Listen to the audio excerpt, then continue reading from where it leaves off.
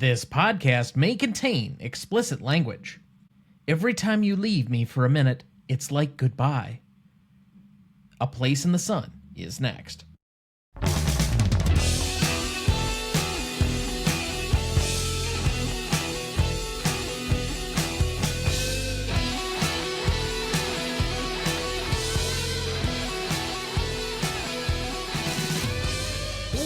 Welcome to the Greatest Movie of All Time podcast, the show that uses a unique grading style to redefine what the greatest movies are. I'm Tom Duncan. And I'm Dana Duncan. Tonight, for our 307th episode, we discuss the Best Picture nominee of 1951, as well as the Best Director winning A Place in the Sun, celebrating its 75th anniversary this year, directed by George Stevens, written by Michael Wilson and Harry Brown, cinematography by William C. Meller, music by Franz Waxman, editing by William Hornbeck, starring Montgomery Clift as George Eastman, Elizabeth Taylor as Angela Vickers, Shelley Winters as Alice Tripp, Anne Revere as Hannah Eastman, Keith Brissell as Earl Eastman, Frid Clark as Bellows, Raymond Burr as R. Frank Marlowe, Herbert Hayes as Charles Eastman, Shepard Strudwick as Anthony Tony Vickers, Frida Inescort as Mrs. Ann Vickers, and Catherine Givney as Louise Eastman. Based on an American Tragedy, the 1925 novel by Theodore Dreiser, and an American Tragedy, the 1926 play by Patrick Kearney, A Place in the Sun was shown at the Cannes Film Festival on April 5, 1951. On a reported budget of $2.3 million, A Place in the Sun would gross roughly $3.5 million in domestic rentals for 1951, finishing as the number 9 film of the year in the United States. Critics were mostly positive at the time, and the film was eventually nominated for 9 Oscars, including Best Picture, Actor for Montgomery Clift, Supporting Actress for Shelley Winters, and winning for Best Director for George Stevens, Screenplay, Cinematography in Black and White, Costume Design in Black and White, Film Editing, and Score of a Dramatic or Comedy Picture. I think it had to be separated out because musical was like the other best score category of the time, which obviously went to the Best Picture winner of that year, An American in Paris. In 1991, A Place in the Sun was selected for preservation in the United States National Film Registry. In 1998, A Place in the Sun was recognized by the AFI on their 100 Years, 100 Movies list at number 98. The February 2020 issue of New York Magazine named A Place in the Sun as among the best movies that lost Best Picture at the Oscars. A Place in the Sun currently holds a 90% among critics on Rotten Tomatoes, a 76 score on Metacritic, and a 3.9 out of 5 on Letterboxd. But of course, we can't do this by ourselves, so we welcome in our returning celebrity guest, the host and creator of the Best Picture cast, a CLP contributor, making his 19th appearance on the show to date. It's the Irish Iron Man from Long Island. Please welcome back, Kieran B.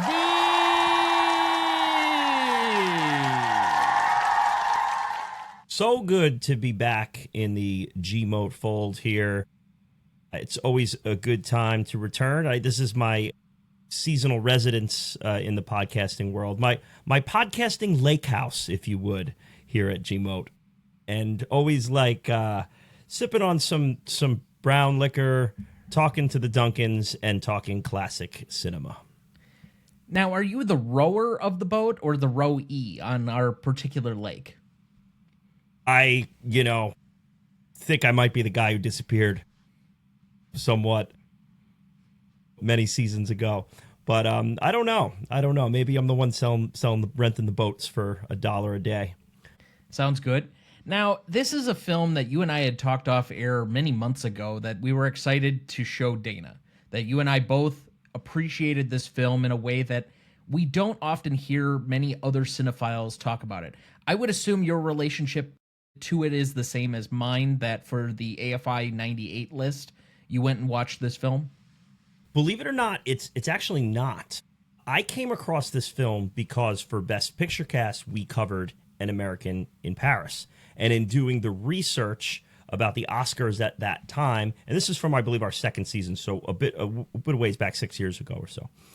And there was controversially or famously, however you want to put it, in 1950, won for the Oscars of 52, a three-horse race here between A Place in the Sun, An American in Paris, as Tom mentioned before, and Streetcar Named Desire. And it was an Oscars where they legitimately didn't really know which way they were going, which is a bit odd for like a three-party race. So when I read about that and had never heard of A Place in the Sun, I was like, you know what? It's on that AFI list. It sounds interesting enough. Love Montgomery Clift. Love Elizabeth Taylor. Let's hop in, and was pretty blown away. This was one of the films that I watched during that summer of COVID where it felt like, especially because I was unemployed at the time, I could get through a lot of personal projects, and one of them happened to be that I was just churning through films. And this was one that I watched during that summer that I really enjoyed. And I have not returned to it since, but I have a fondness for it for just how I watched it the first time. So this was one I've been looking forward to now, I think 7 seasons in, 307 episodes, that I wanted to show my dad. There were other ones like The Third Man that we've seen before. There was Anatomy of a Murder that we've seen before or covered on the show. This was another one in amongst that line where I'd seen it. It was a classic. It involved some great golden era stars, but I wanted to introduce my dad. So, Dad, you have not seen this film before. First impressions? I thought it was extremely well done. Again, Montgomery Clift's performance was intriguing and shows that I think he may have been, but for probably that car accident, could have been one of the best actors of his generation. I still think he might be, even in a limited subsample. And this was one of my remaining questions later, but I've been on the bandwagon for a long time that for 2 stars that kind of similarly faded out really quickly. Like they had a meteoric rise in a very short period of time and were featured in several things. Now, to Clift's, I guess, credit, he's in at least 3 different Best Picture nominated films that I can recall immediately offhand. One that actually won. This one, then he's in From Here to Eternity that we covered previously on the show, as well as Judgment at Nuremberg, which I think that's frankly one of the best episodes of this show that we've ever done. And I would encourage people to go back to it because I'm even surprised, having overheard somebody else listening to it, I'm like, oh, I sound really coherent and cogent in that episode. What was I on?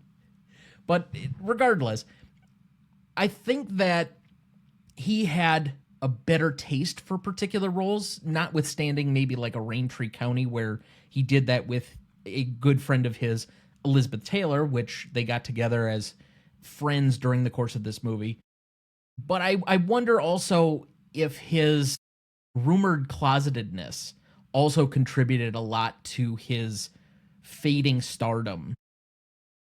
He has such a meteoric rise and then this precipitous fall, if it's a combination of the car accident as well as being closeted in Hollywood in the 50s, allegedly.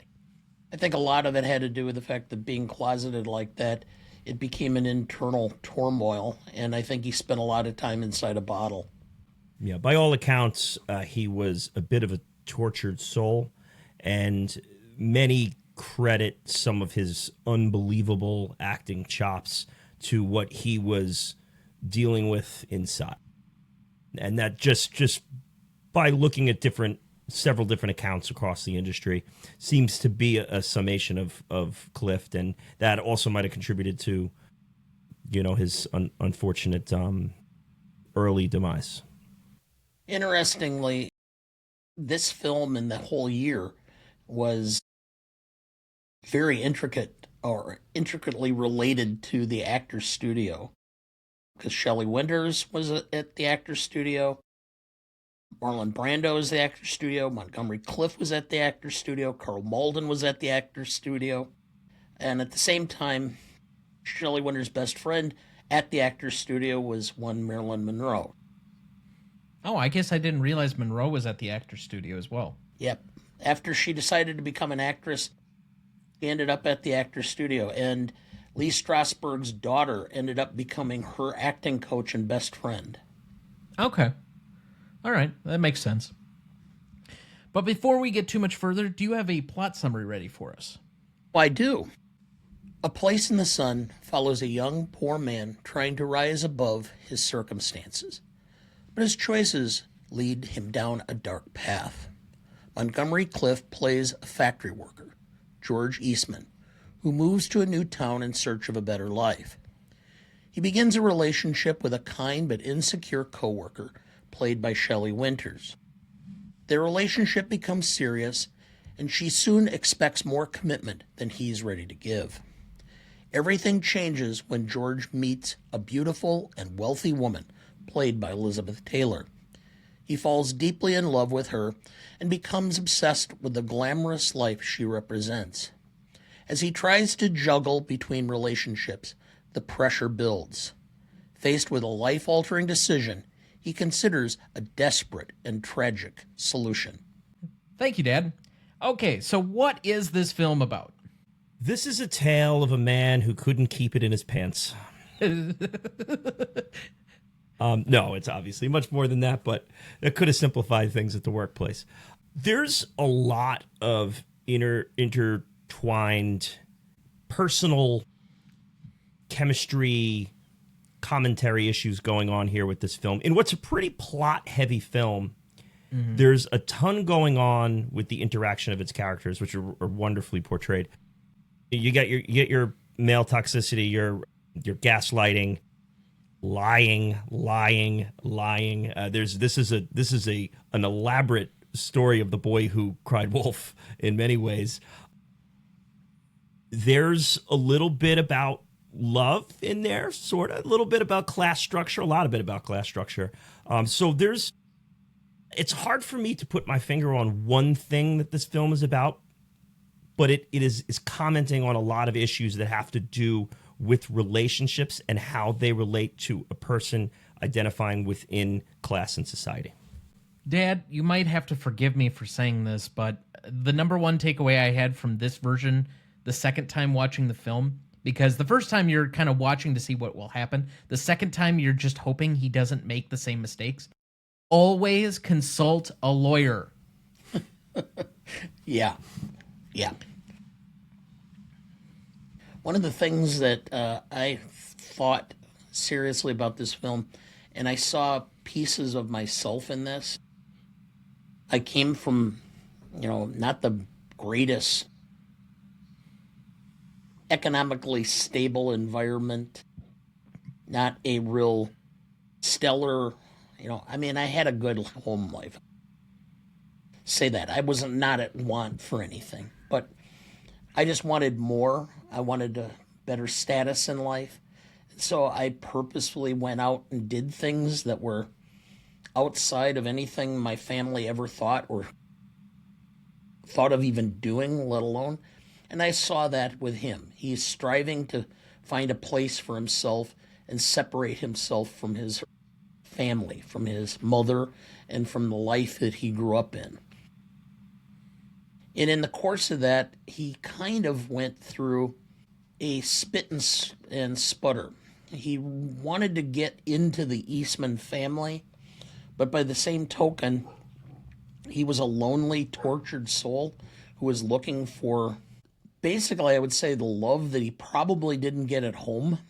And so he sought out the nurturing relationship of somebody who was kind and innocent and sweet to him. And then it all blew up because he couldn't figure out how to get, or things happened that were beyond his control. And he wasn't sure how to get to the place he was attaining. And you're kind of edging close to one particular thing that I guess I wanted to focus on here. One thing I was struck by watching this the second time through is you want him to make a different choice at all these different intervals during the course of the film. I feel like that's the reason that, for me, this is so tragic, is because so much of this movie feels like it was preventable. If he just makes a few different choices, even up to the point of, like, yes, you can deem some of it an accident when she rocks off the boat. If he doesn't just simply walk away, if he tries to alert people, if he does anything different, even in that circumstance, he has a better or a more plausible story for what happened. But even before that, the amount of other things, like if he's truly going to be an Eastman and then he's going to marry into another socialite family, you don't think that if he can convince the father that everything's okay, that they're not going to try and pay off the girl to basically have his child and then either give it up for adoption or figure something out. I mean, how many wealthy families don't pay for any number of ill-toward sins to just go away? Yeah. Hiring a doctor to say you have bone spurs. Certainly a lot to tackle in remaining questions today, because I have some readings of this film that might be alternate from some of the questions you just asked, but I'm sure we'll get there when we do. Okay. But for either of you, do you view the film as a tragedy or maybe something else? Well, I mean, it's certainly a tragedy in context of the Shelley Winters character, so you can't say it's not a tragedy, but there is more to it. There's a lot of drama, a lot of romance in here, and I think tragedy is the easiest way to sum it up, but I don't know that necessarily it's the tragic character is the Montgomery Clift character. I don't necessarily follow it that way, but this as a whole, I would say qualified as a tragedy. Remember when you were small, and I used to tell you this, which was the statement, what's the difference between honesty and integrity? Integrity is what you do when no one's watching. And that's what's going on here. He's thinking that there's a lot of here that he lacks integrity. He's hiding stuff. He's got a secret plan always. And he's going against the norm, is going against the rules on a continuous basis, whether it's dating somebody within the company when the Eastmans have had this policy, going and spending the night in Shelley Winters' apartment when the landlady would never allow it if she knew, and hiding and going down to the bus station. And what the problem was is that lacking in integrity, he thought nobody was watching, but everybody was. And it all unraveled when the matter was put before a jury. And they could bring in all these different people who could just put one piece of the puzzle together to build a circumstantial case. All right. Did you know? In her autobiography, Shelley Winters described producer and director George Stevens' way of working. Quote, he would discuss the scene but not the lines, and would photograph the second or third rehearsal so the scene had an almost improvisatory quality. Stevens would print the first take, then spend the next 3 hours minutely rehearsing the scene, then film it again. He explained to me that in this way, he often got actors' unplanned reactions that were spontaneous and human, and often exactly right. And often, when actors over-intellectualize or plan their reactions, they aren't as good. There's a lot, I think, that I'm going to present here for Stevens' working style, his relationship particularly to Winters, who I think probably got the most out of the experience of doing this movie. I think there is, I don't recall here, I don't think it was in my notes, but that Montgomery Clift didn't really get along with Stevens and his process.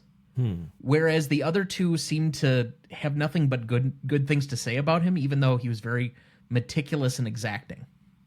Clift is also notable for being difficult to work with. Yeah, he has his own process, so that could be confined. I know there were a ton of stories from Here to Eternity with that.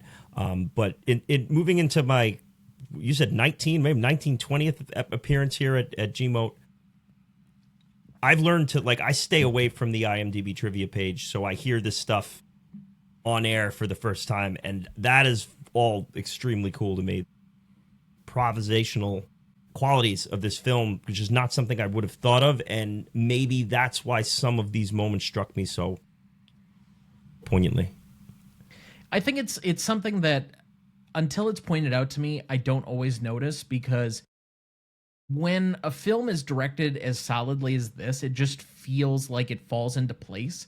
And so maybe we overlook or take for granted maybe the level of expertise or craftsmanship that maybe is part of this. I ultimately will get to him when we have our nominations for performances and such, but it was something where the more I thought about it, I moved him up my list.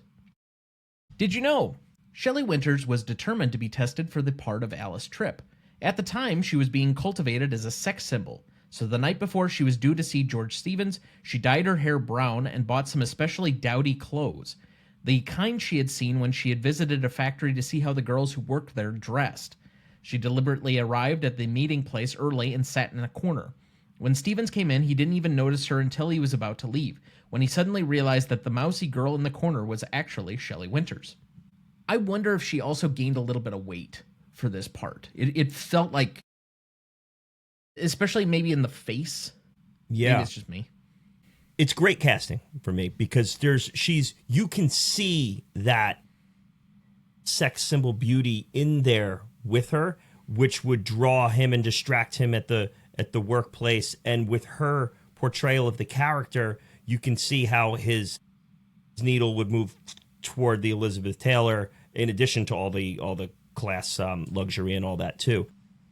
That's also very cool to hear and really strong casting. Did you know? Shelley Winters developed mixed feelings towards the producer and director George Stevens for making her look so non-glamorous alongside Elizabeth Taylor. Her role, moreover, typecast her in mousy or brassy parts for years. Winters said she drove white Cadillac convertibles similar to the Taylor one in this movie for years afterward to compensate for her intense feelings of inferiority while making this movie. Typecast.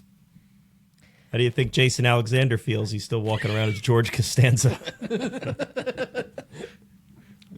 Well, I mean... Not too good until he looks at his bank account. Yeah. I think in him in particular, I've seen a lot of, like, him expounding on great philosophical topics on, like, TikTok.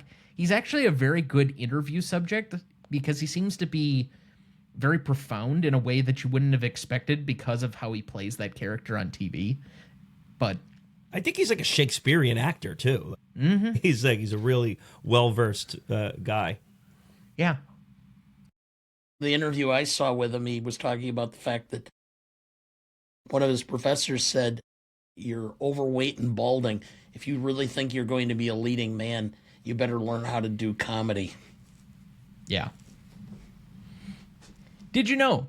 The novel contains a scene in which Alice Tripp goes to a country doctor and tentatively asks about an abortion.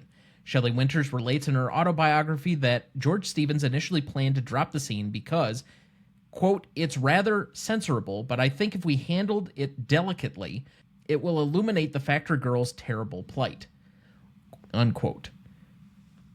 Winters was given the new script pages one morning and asked to memorize the lines. Stevens planned to rehearse once, then immediately film the scene for spontaneity.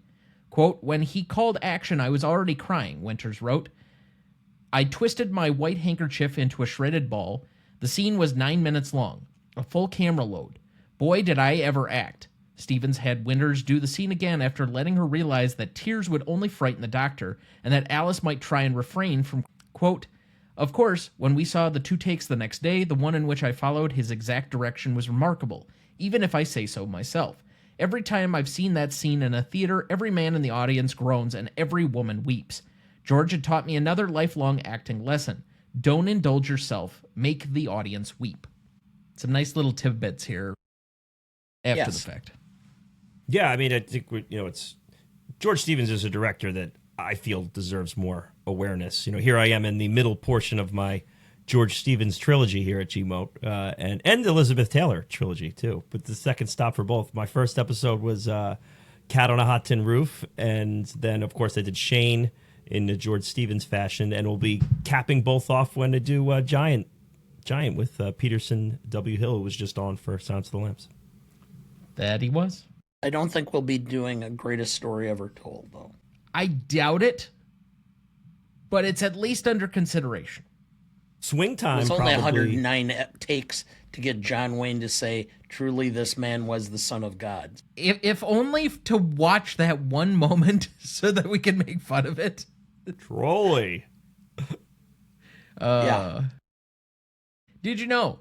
Although this movie was released in 1951, it was shot in 1949. Paramount Pictures had already released its blockbuster Sunset Boulevard when this movie wrapped. The studio did not want what was sure to be another blockbuster in this movie competing for Oscars with Sunset Boulevard, so it waited until 1951 to release this movie. This actually pleased producer and director George Stevens, as he would use the extra time to edit this movie. The painstaking methods of Stevens resulted in a final budget of $2.3 million and more than 400,000 feet of film to edit. Stevens and editor William Hornbeck worked on cutting the footage for more than a year. Well, they got the Oscar, didn't they? In editing, too. That is correct. But that's a level of film, like, footage that seems closer to, like, the legendary stories we hear of, like, Anchorman, where they could have made, like, a second and third film from the stuff they cut. All in 2 hours. I mean, say what you want about old Hollywood. To have that much film footage and only get it down to 2 hours and have it be this crisp, there's something to be said for that. Yeah, incredible. Did you know? A favorite movie of director Mike Nichols, who claimed to have seen it over 50 times and who said it was perhaps his biggest influence when directing The Graduate. Wow. I can actually see that now that you mention it. I can too. That's not connective tissue I would have figured out on my own, but there's absolutely a ton of A Place in the Sun in The Graduate. We'll save my Graduate takes for next year. Although, to be fair, I've been on a podcast of record talking about The Graduate already. So, if you really want to find them, you can find them there. Did you know? George Stevens often referred to Technicolor as having an, quote, "oh, what a beautiful morning," end quote, quality to it. Something completely inappropriate to the tone of this movie, which is why it was made in black and white. I don't know. Oklahoma did well for itself. I have no complaints. I think this movie could have been made fairly well in color. Well, we just covered Hamlet over at Best Picture Cast, which is late 40s, and I was talking about how I have a great appreciation for some of those mid to late 40s black and white films and 50s black and white films where the industry had been moving to color, but you had these old salty dogs perfecting black and white cinematography and really using the artistry of it. There's a ton of Billy Wilder examples of that. Ford has a couple too, where they're just crafting the black and white, and it's really restores super well here in 2026. And listen, what a niche thing to find quality in, but I love it every time. So I'm a sucker for it. Well, and I find it interesting that the next two Stevens movies that I'm aware of are Giant and Shane, both done as westerns in color. So Well, the last great Hitchcock film in black and white was Strangers on a Train, and the shadow and everything in black and white in that. What other one was in black and white? Psycho. Oh, okay. But another great example. Another great example. Yeah. But Strangers in the Train fits into that timeline that I'm talking about, though. Yeah. The shadows and how it was done was intricate to that storyline. Before we further disappoint our guest, eventually we will get to Strangers on a Train. It will come. Okay. So, but that looks like a good spot for our first break. We'll be right back.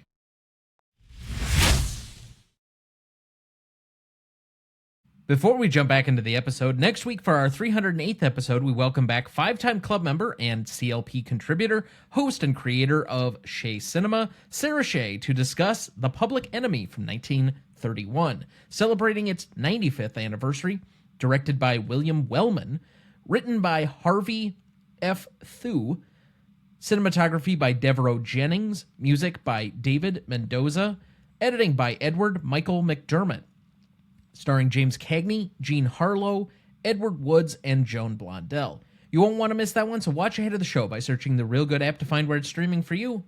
That's REELGOOD. All right, before we get too much further, let's check in with our guest. Kieran, what have you been up to and where can people find you? Okay, yes. Kieran B from Best Picture Cast. That's me. If you've heard one of these episodes before, you've heard all about it. We got a lot going on as always. We're headed to the end of the season. I should say that probably the biggest thing we got going is we launched a Patreon page where we cover a bunch of bonus footage. We'll do on our regular news show on the feed. We'll put out extra footage there.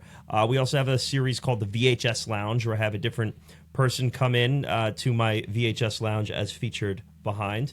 Pick something off the wall. We sit, we talk a little bit before, we watch the VHS cassette tape, and then we talk afterwards. So those episodes are about an hour long, and it's a fun little series. So you can join at patreon.com/bestpicturecast.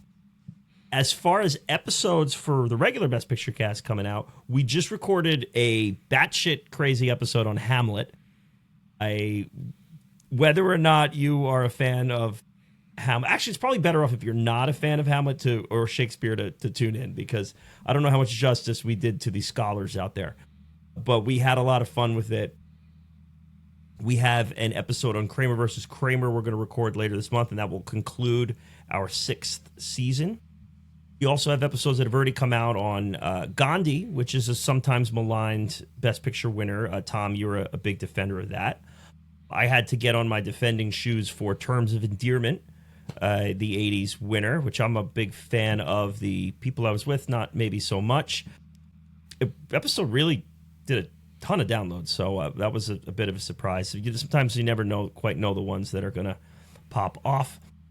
We had Sarah Shea, who's going to be a guest next week. She was on to revisit the Broadway Melody, which is kind of an early episode we sort of schmozzed along and didn't give its full credit to, so we gave it a full episode. And she had her dad, who's her partner on Shea Cinema, William Shea, come in for his first ever guest appearance. So we had the two of them on. It was a great episode. That's live now. You can check that out. And there'll be the second part of that. We'll be revisiting the Goodfellas Gangs of New York debate we had 6 years ago and where we stand with those two films now. So we have a ton of stuff going on over there. Check all that out and let me know what you think of any of it. It's Best Picture Cast, covering the Best Picture winners, and almost done covering the Best Picture winners. I think we only have about 8 or so left. That sounds right. I mean, 75 should be 90. So yeah, if you include this year's winner, that I believe would be 98. Yeah. Yeah, so 8 plus Kramer versus Kramer. Kramer versus Kramer will be number 90. Now, theoretically, and I had suggested this a long time ago, and certainly you are not bound by any of these rules, but I would also put in the 99th being Sunrise, The Song of Two Humans, because I still maintain that the first Oscars had 2 Best Picture winners. But also, Lord of the Rings, because that seemed more like a trilogy achievement award kind of cinematic quality. You could theoretically do all 3 of them and release them as separately, but... So you're not alone in the Sunrise faction. We have gotten quite a few, actually, people who have petitioned for that. So it probably ultimately will end up being an episode. It's just a matter of whether we include it on the grand rankings or not. And that will probably come to some sort of panel vote or something amongst the idiots that I have working with me, who will probably vote it down because they don't feel like watching another movie. But as far as the Lord of the Rings go, we're going to probably do what we're going to call like a primer episode where we'll cover because it's very awkward doing like the third piece of a trilogy, but that's the one that won. Right. So we'll do a little bit of a primer episode of the first 2 that I guess we'll release before it comes out. Well, I have one guy coming in who's like an expert on Lord of the Rings, who's actually had a VHS Lounge episode. He did Chariots of Fire, the poor soul. Sean L. So he's going to be in for that. So we'll probably do like an hour or so episode before it, and then the Return of the King episode after. Yeah, because otherwise, I suppose if you had tried to do the full trilogy in one episode, you'd be recording for 8 hours. Yeah, no one needs the uncut version of that. I'll tell you that. I don't know. I think there are people that would go and do that. All right, then I'll just speak for the editing team. We don't need it. All right. Yeah. Okay. Fair enough. I'll be like George Stevens, like over the years, piecing all the pieces together to try to get the film out.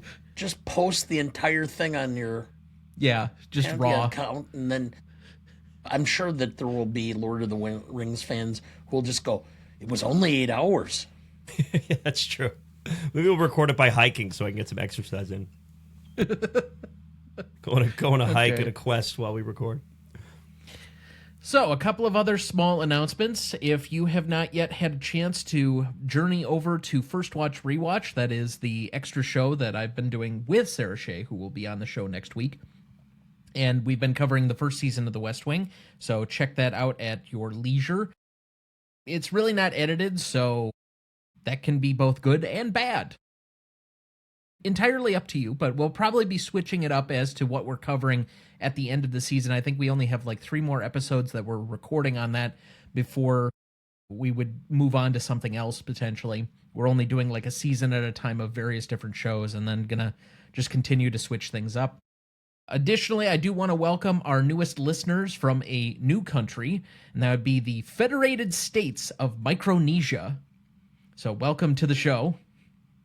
Hey, and that's a good lead-in for your other show because the ambassadorship is in play. That is correct. Yes, there is a famous moment from The West Wing about the Federated States of Micronesia. But anywho, and we did have our Hall of Fame update last week, so if you've not checked that out yet, we did do 3 new inductees. I think we have 10 for the year so far and 38 overall.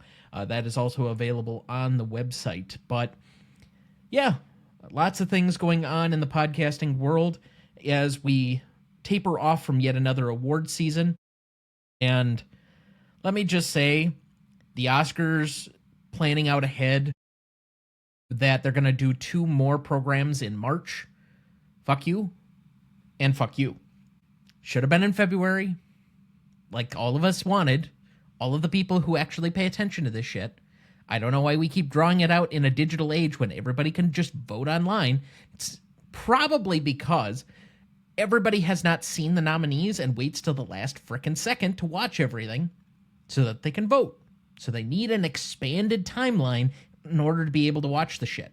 But if you just watched it leading in, like the rest of us who actually care, I don't know, maybe it would work out in your favor. Just me. Just me. But anyway. All right, we left off at Best Performance. Dad, who did you have down? I actually have George Stevens. I had to think about that for a bit, and I think he is the glue that binds. I would tend to agree. I think I was initially going to say Montgomery Clift, who I moved down to my secondary spot, but the more research I did on the program, I think Stevens is well deserving here. And it's not just for the editing or the cohesive nature or what he was getting from his actors, although, to be fair, from the 3 primary leads, and who all of which, I think 2 of them have Oscars and multiple different nominations overall. I think all of them were at least nominated 3 times. Both the women have both the women have Oscars. Yeah. It's not hard to say that all of them were very good actors, but he still got grade A performances in what is kind of the dawn of all 3 of their careers. I'm pretty sure Winters and Liz each have 2. And Clift has never won. She got it for Butterfield 8. And Who's Afraid of Virginia Woolf. Right. Winters, I'm pretty sure it's 2 supporting. I think she got one it for, is She has 2. Diary of Anne Frank. Yep. Yes. And the which is Poseidon another Adventure. Stevens film. She was nominated Poseidon Adventure. I don't think she won, though. I thought she did. She won for a Diary of Anne Frank and A Patch of Blue, which I'm not familiar with. Okay. Her other nominations were Poseidon Adventure and A Place in the Sun. Okay. So 4 nominations, 2 wins. That's one of my favorite Shelley Winters stories, is that the producers of the Poseidon Adventure, because she hadn't done anything in a bit, asked her to audition. And so she walked in with a bag, pulled out her 2 Oscars, and said, "Fuck you." That is just incredible. What a absolute queen. Yeah, that is kind of a mic drop. I'm usually not impressed by anybody who has to like cite their resume, but that's a cool story. So then all 3 of us had George Stevens? No, I went with Montgomery Clift, one of the great unheralded actors. this is his best performance in my view. This time in revisiting the film, just bowled away with how he manages this character internally versus the bullshit he churns out externally. It's a really strong performance. This was one where Brando lost also. This is the African Queen wins this year. It's the Humphrey Bogart's quote-unquote makeup Oscar.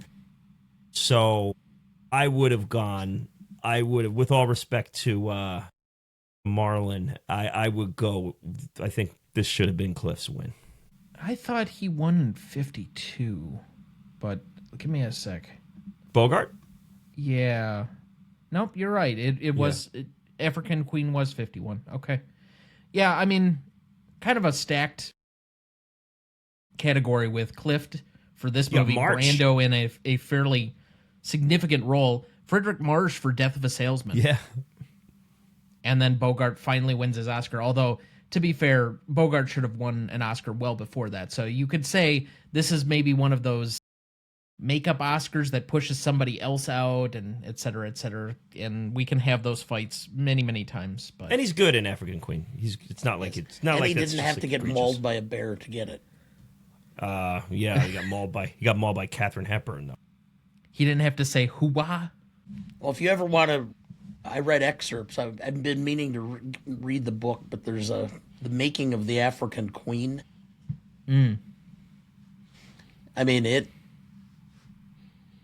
Because of course they had Hemingway on set doing some of the rewrites. So can you imagine John Huston, Bogart, and Hemingway drinking till all hours of the morning and just absolutely beating the shit out of each other because they'd get drunk and fight?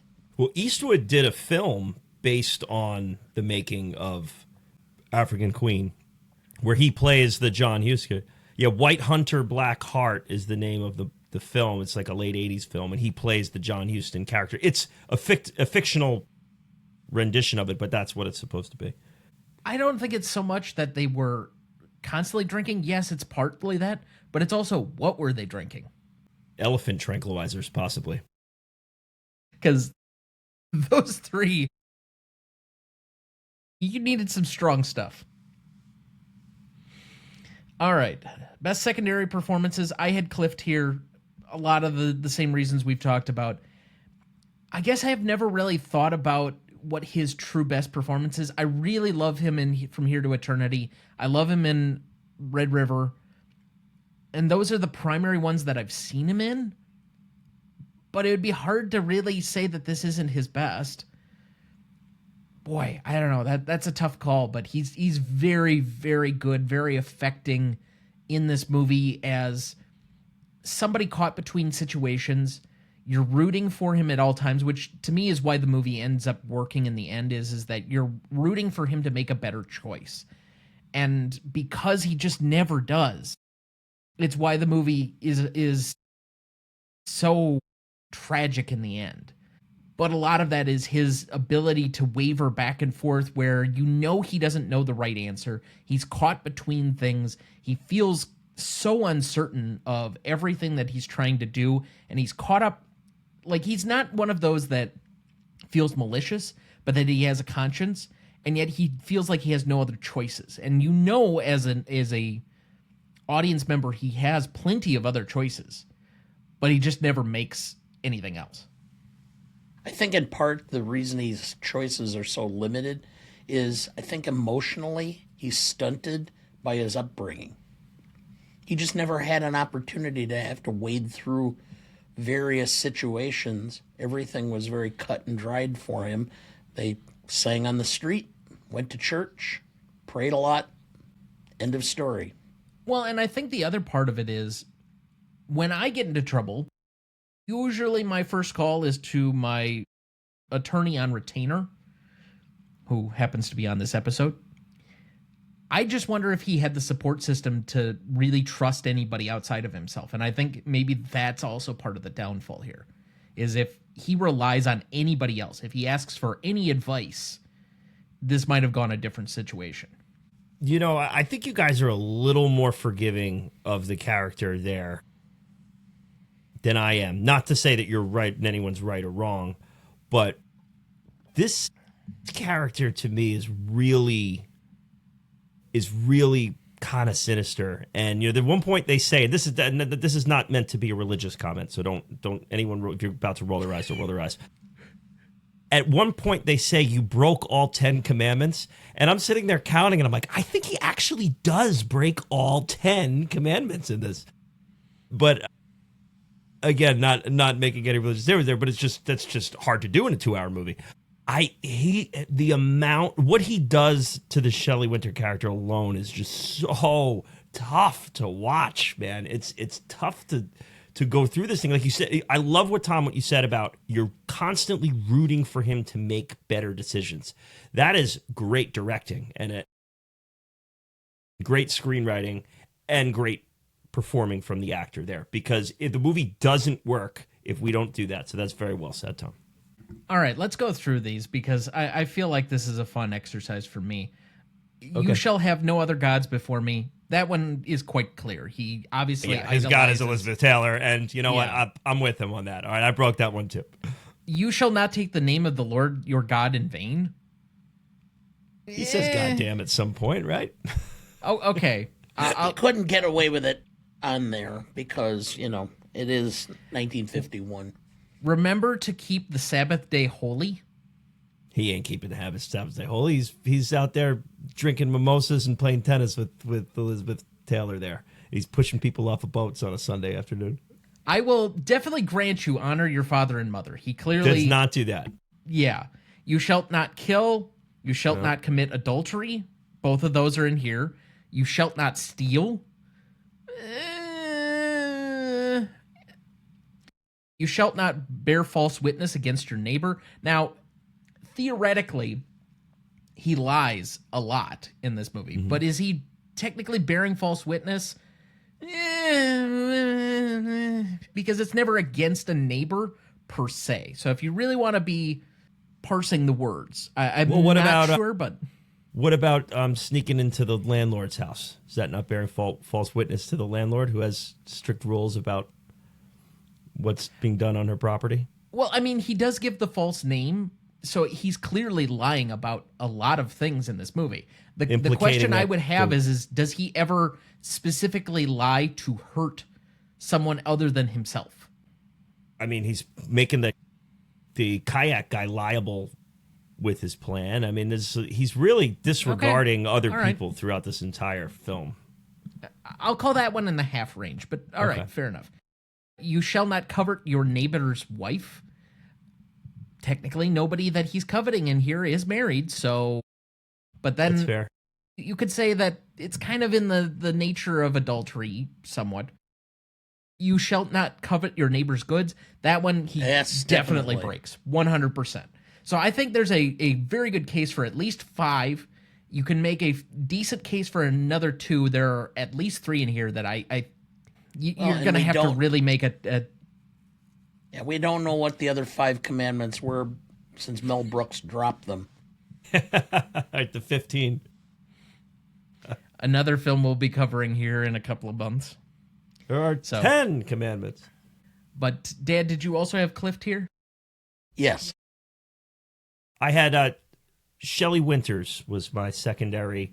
We talked around some of the stuff before. She's, to me, really beautiful in this film too, and dresses it up in her what's the 90s movie with the ponytail and the glasses, Bridget Jones.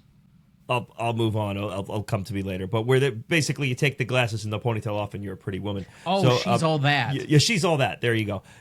She's dressing her. She's still a starlet and beautiful. But the performance of coming off as the person that's going to be the apple of Clift's eye and then shifting into someone he's thinking about pushing off a boat is a complicated performance there. Shelley Winters crushes it. Well-deserved Oscar nomination. Loved her in this, and it's such weight to that second act. I can't really say anything else. I mean, there's a reason that she's nominated as supporting actress. I do find her a little bit grating at times, but I think that's very intentional. Yeah. So as far as the point that she's trying to make, the affecting nature, she makes every single mark that she should in the film. Yeah. And there's a particular scene when we get to the scenes of the movie I'll bring up that I really hammers it home for me. As far as most charismatic here, I will go on record as saying between this movie and Giant, I don't know if any actress has ever looked better on screen than Elizabeth Taylor in 1951, 1952. Anyone who doesn't get Elizabeth Taylor, I implore them to watch A Place in the Sun. I mean, this is, and you need a character who's going to, you have to believe that this guy's going to derail his entire life for this woman, and she pulls it off. I mean, it's as bad of the decisions he makes, as bad as the guy is, you're kind of there like, God, if he, he's set here if this goes right for him, and this is a pretty nice setup for him here. And boy, she is just radiant on screen. Absolutely an easy choice for my most charismatic Elizabeth Taylor. And this was, leaving the off the screen stuff. I mean, you guys went behind the lens with performance, which would have probably been my runner up in that case too. But this was the cleanest breakdown for me ever in all my episodes of G Mode of best performance, secondary, charismatic, and then you get the three out there who steal the show and make this thing work. Yeah. Yeah. Now, Dad, you agreed. So this is a clean sweep for charismatic across the board for all of us? Yes. And, okay. For me, when I was growing up, Liz Taylor was a joke. She'd been married, a billion times. She, showed up every once in a while on some talk show, and she was half in the bag, and she was overweight. And, and I kept going, why does anybody give a shit about this woman? And then I watch this, and I go, yeah, I got it now. And she can still act. It's not like she was a pinup and then couldn't act. By the time she you get can to absolutely act. Yeah. And I want to throw this out too, because we love talking this stuff. This is a pretty egregious snub for supporting actress. I mean, she absolutely should have been nominated for this. No way she's winning Kim Hunter for Streetcar Named Desire as a slam dunk win there. But the other ones, Joan Blondell for The Blue Veil, Mildred Dunnick for Death of the Salesman, Lee Grant for Detective Story, Thelma Ritter for Baiting Season. Haven't seen any of those films, but I would have to say that Liz Taylor and what we see her go on to do, she's very early in her career. I think it's one of her first big Hollywood projects. I would imagine if the Academy looked back, they'd look at this and be like, ooh, we missed a rising star there. Yeah, and I think she does get nominated for Giant, partially as a makeup for this.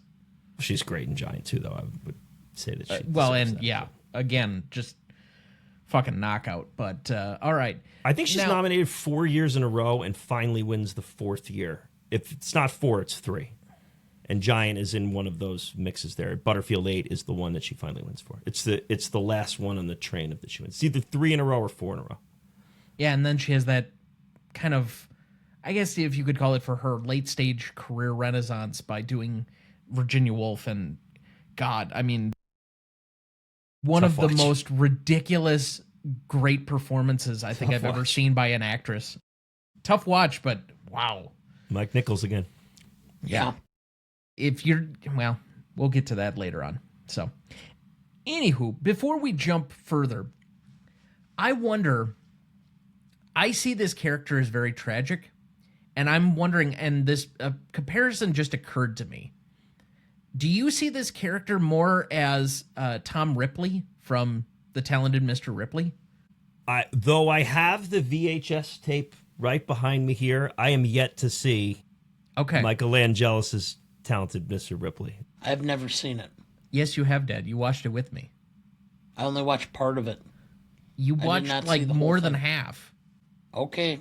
I'm looking forward to watching that one, and I will get back to you, because that's now you've really got me intrigued. I might have to blow the dust off this thing a little quicker than expected. And the reason I say this, throughout the movie, and Matt Damon is, at this point, if he's not my favorite actor, he's my second favorite actor. It's between him and Leo. Throughout the entire movie, he feels like an operator who just keeps getting himself in deeper and deeper situations, and the more he lies, the more he has to do to cover up other lies, and he wants this better life, but at what cost? And he just kind of continues to lose himself and spiral out of control.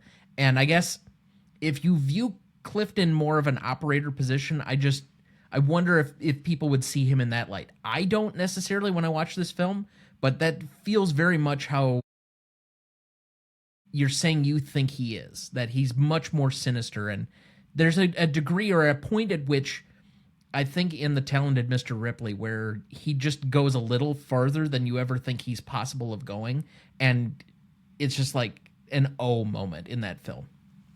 But I'll let you watch it. One I'm surprised you didn't bring up, you did bring it up here today, but not in context of Place of the Sun, is Sunrise, A Song of Two Humans. Oh, sure. Definite influence there in that. I mean, to me, that was one of the first films I thought of with this one. Yeah, I could see a lot of the plot carryover. I don't know. It's tougher without a spoken dialogue at times, and there's not as many close-ups as there are in this film to convey a certain level of emotion and hesitancy. Like the boat scene, and I guess I'm just more talking influence, yeah. Right. Well, all right. Let's jump into best scene before I get ahead of myself again. So I got 5 nominees here for best scene. The first one, I have George's first day at the factory. Then I have George and Alice's first date at the theater that ends at them spending the night together. Or does it? Yeah, I think it does. It doesn't, and that's going to be one of the scenes that I'm going to bring up that wasn't on the list, but go on. Okay. George and Angela's meet cute, where they're meeting over the pool table.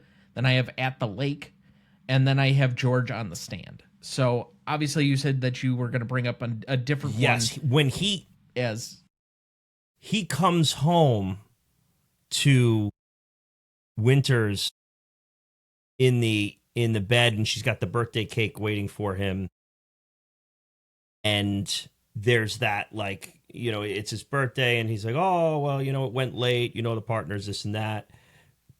And that's the first time we see her really shook and really devastated. And there's this, it's such an uncomfortable scene to watch. So it's like tough to put it on like the best scenes of the movie. But he kind of like comes in and, you know, he's guilty, and then he's eating the cake. And so that's one of the scenes I remember the most when revisiting this thing there. But I have that one on there. Another one I have on there is, and this is the one I was referring to earlier, and one of the reasons why I had her as my secondary performance, I thought her best moment in the film is her sitting with the doctor. And Clift's out in the car in the outside, and he's talking through. We later see the doctor testify in the court later on. She is just crushing the acting game in that scene, and you can see it in her face, you can see it in her soul. The being forced to tell these half-truths in order to tell a greater half-truth, and what it's doing to her internally. And the doctor and they're kind of dancing around. Now, you brought up did you know, the whole omission of the abortion and or abortion consideration in that. But there is a touching around of the possibility of that. He's talking about finances and whatnot. So as a viewer, I definitely inferred that, and honestly just assumed code era, and they can't talk about that. So I packed it into that. But that scene I have on there as well. I think from context, most people understand roughly what was happening, even in a modern sense, and dancing around it a little bit. If you have any historical perspective on it at all, I think most people would pick up on it even now. It's not thinly veiled. It's just not explicitly said. Dad, any to add? I have George and the priest.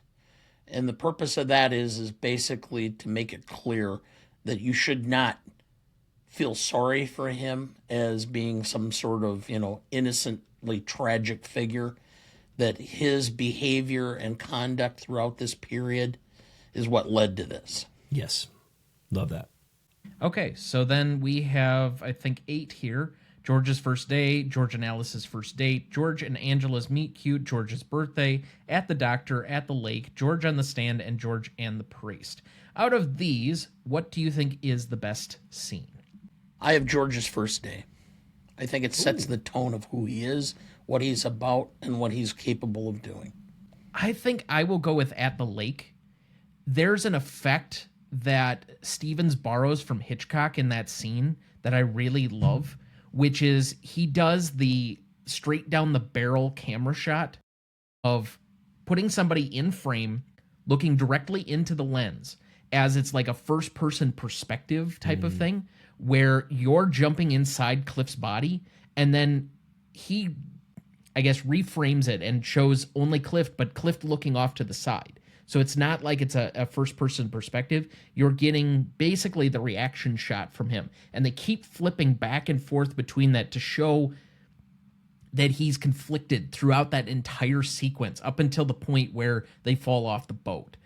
I really loved kind of the storytelling through the visual of that and jumping back and forth due to the influence that I could clearly see from that. Very well said. Same answer from me. Don't know that I can add anything to that. It's a brilliant, chilling scene. I did want to throw in, because I couldn't really call it a scene. It's more of like a shot. But after he's escaped the lake and gone back to his luxury and that, there's an unbelievable shot of a handheld radio sitting on the bow of a speedboat, giving some exposition about what's going on in the case, all amidst like every 10 seconds or 5 seconds or so, like wake and waves interrupting the radio, and the camera's kind of just like sitting on the bow of the boat, and you see the handheld radio kind of shaking as the boat's moving, and then there were one of them. I mean, I'm like, whoa, this is some killer filmmaking here. So I couldn't really call that a scene, but that was like some of the best like film going on in the movie there. But ultimately went with the lake too for best scene. As far as favorite scene for me, I really love the over the pool table scene, the meet cute between Elizabeth Taylor and Montgomery Clift, because obviously we've already flashed before that like he's infatuated with her, but he feels like he'll never have a shot. He just can only basically stare the entire time. But her perchance walking by and then noticing him and then all of a sudden being equally smitten, it feels like it's this weird kismet to it that you would never get except in like a movie situation. And it's partly the reason that I love it as much as I do. Ah, man. It's like I feel like you sold me on that. Because like if I'm taking it as truly favorite, like when am I having like the most joy in the movie? It's absolutely that. But there's not a lot of joy to go around here in A Place in the Sun. So like most of this movie, I'm sitting there like squirming and cringing in my seat in the best kind of way. So like best favorite, where so I do go to that scene of him returning from his date, because it is like the coming down of, you know, he had this great, wonderful, amazing, euphoric moment, but he also has something to answer to at home here. And you need to be taken out of that and put into reality, which this character never seems to grasp reality. And the cake and the person home waiting for him and all that, I would say, I'll probably say that scene. Okay. Dad? My favorite is George on the stand, old trial lawyer. And let's just say this. Being in the trial is misery. Having finished the trial is the fun part, and looking back on it. And it's much more fun watching somebody else squirm around and try to do it than you doing it. I just watched a video recently of one of these TikTok criminal defense lawyers saying the worst sentence in the trial lawyer's day or career is, "Will the defendant please rise?" Ugh. I would imagine it's a little worse for the defendant, but well, yeah, naturally. But Had probably 120 criminal trials, so I did that many times, stood with my client when the jury came back. And the greatest feeling on the earth is when the jury announced not guilty. And the worst one is the opposite. No, actually not. Because if I never felt at the end that I didn't do my job. And if the jury doesn't agree, I try not to kick myself. The facts weren't with me. Okay, fair enough. Most indelible moment for me, though, in this one, I have to go with George on the stand. I think that bringing in somebody who obviously has the gravitas of a Raymond Burr to do that scene, and did I not? Because we were watching it together at lunch the other day, and I said, oh, I forgot that he was in this. And for him to be the prosecutor and then do the whole smashing of the oar, I mean, it's very much a movie trope kind of fanatical type of thing, but it makes such an impression, and it was never a doubt in my mind what I remembered about this movie was the trial portion of it. I love him waiting for him in the woods too. It's so good. Yeah, he's great. He's great in this. Let me just, at some point I'm going to make my comments about this legality or the legal aspects of the whole film, but smashing that oar would potentially have been a mistrial. I was going to ask about that. Yeah. Because it's a little too much. Yeah. It's very, like, not even just Hollywood, but very, like, stage. Like, that's, like, seems like it's right out of the stage play that this was based on in between the novel and the movie. There's an old trial lawyer story running around Wisconsin where there's a jury trial going on, and it's a civil case, a personal injury. And the lawyer gets up, and he takes out a silk bag, and he puts a glass angel on the lectern. And then he reaches down, and he pulls out a hammer, and he smashes this, and pieces fly everywhere. And he goes, no matter how often State Farm Insurance wants you to believe that the client is going to be made whole, the client's life is shattered. And he got sanctioned. He got sanctioned by the lawyer regulation for that one. Okay. Indelible moment for either of you? Yeah, mine's real easy. The end. No moment of this movie stuck more with me than that. I thought that was one of the most palpable the ends I've seen in a film. Thought about it for weeks to come after seeing this for the first time. Was waiting for it again this time. It's the timing and the editing of it is just so perfect because you're waiting for maybe there to be like another little moment. It's like, nope, no pardon, no nothing. We're not even going to discuss it. It's over. Really, really cool. I had At the Lake, and this is why. Clift so conveyed the circumstances that I think almost every human at some point has gone through, which is you're tempted to do something or to go a certain way, and then at some point you realize this is not what I really want to do, or this is not the potential result I want, and then stops. And you can see that moment building in him in the inner turmoil. And so to me, that was the scene that was the most indelible, was just to watch that inner conflict. So that looks like a good spot for our second break. We'll be right back.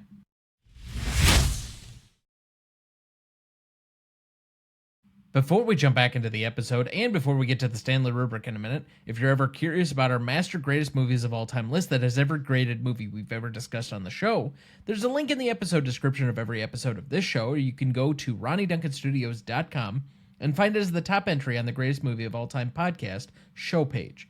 That has the grades we've done so far for all 276 movies we've graded, and we continue to add more each week. Make sure to check that out as we go and follow along. Dad, do we have anyone to remember this week? Yes. Dee Freeman, 66, American actress, The Young and the Restless, and Sistas. Suki Lahav, 74, Israeli violinist, was in the E Street Band, singer and lyrist. Christopher North, 75, American keyboardist. Band was Ambrosia. Carl W. Crudup, 79, American actor. The First Breeze of Summer, JD's Revenge. And Joseph J. Collins, 81, American TV executive, HBO, Time Warner, Comcast. Now, I didn't really have much of a personal relationship with any of these figures. The closest one I would say that I had any major relationship to is probably Joseph J. Collins, but it's only because he presided over kind of the expansion of TV on HBO as premier television. I think he was the executive around the time, the late 90s era, when you had Oz, and then that moved into The Sopranos and then The Wire. I think he was the executive at that time. And obviously all three shows are seminal TV shows in the history of television and have expanded into what prestige television really means today. But outside of that, I don't have much here to add. So if either of you have some additional comments on any of these. Well, Ambrosia was big, late 70s, early 80s. I enjoyed a lot of their songs. And Suki Lahav, I believe that she was on stage when I saw Springsteen in Milwaukee. What year was that bands. about? That's within the last 2017, 2018. I didn't think it was that long ago. Oh, yeah. Yeah, it was a few years before the pandemic. I saw the E Street Band, Bruce Springsteen and the E Street Band in, I believe it was 2002 in Giant Stadium in the pouring rain. And there, it's hard. It's, this sounds silly, but it's hard to describe the E Street Band unless you really see them. I mean, they are they're a spectacle, and it's something that everyone should, if you have the ability to go out and see, you should do, because it's hard to describe how quote unquote loud they are. And I don't mean loud like a Kiss concert. I mean, it's just, there's a lot going on. There's a lot of notes for the royal ear. And it's fun. It's a fun scene. And I was fortunately able to see them in their younger years. I think they're getting a little old and crotchety now, as far as, I don't know if they're all still in it, or is Big Sil still from Sopranos still in the mix there? I know Max Weinstein's Stevie still in Van the band. Zandt is still there. Yeah, He's still there. Still wearing the bandana. I think Weinberg still drums. I believe so. Yeah, so there's a lot of this. They ended it by doing a tribute to Clarence Clemens. Yeah. Yeah. Which I think they still do. And the thing that I remembered is that the only performer who was on stage for the entire 2.5 hours was Springsteen. Yeah. Everybody else took a break. He was on beast. stage the entire time. The guy is ripped. He was 70 years old, I think, when I saw him. And I couldn't believe the stamina he had. I'm like, this guy is probably working out for a couple hours a day while he's on the road. There's no way otherwise he could stay that ripped and in that great a shape. Yeah, it is impressive at his age, because he doesn't really look, he's probably mid-70s to 80s at this point.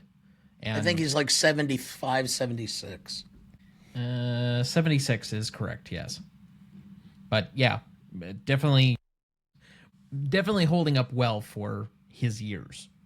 But that being said, we remember these here fondly for their contributions to the arts, with a moment of silence in their honor.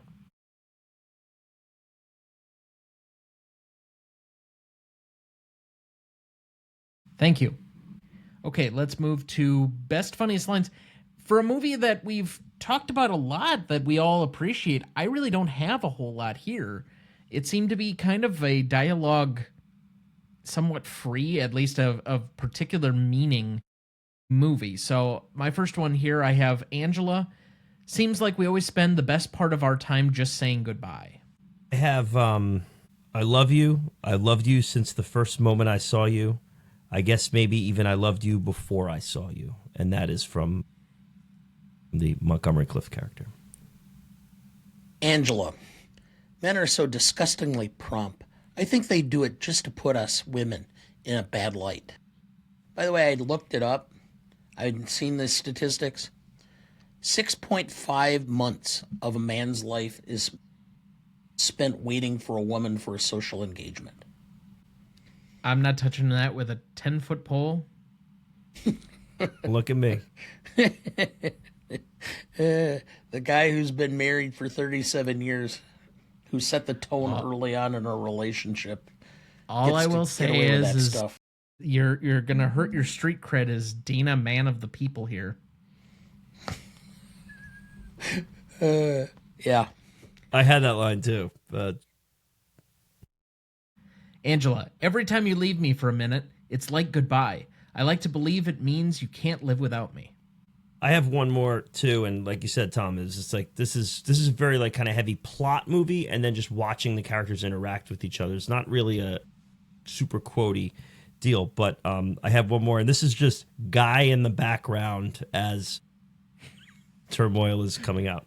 She was probably a chatterbox like Frances, and he picked her up and he threw her overboard.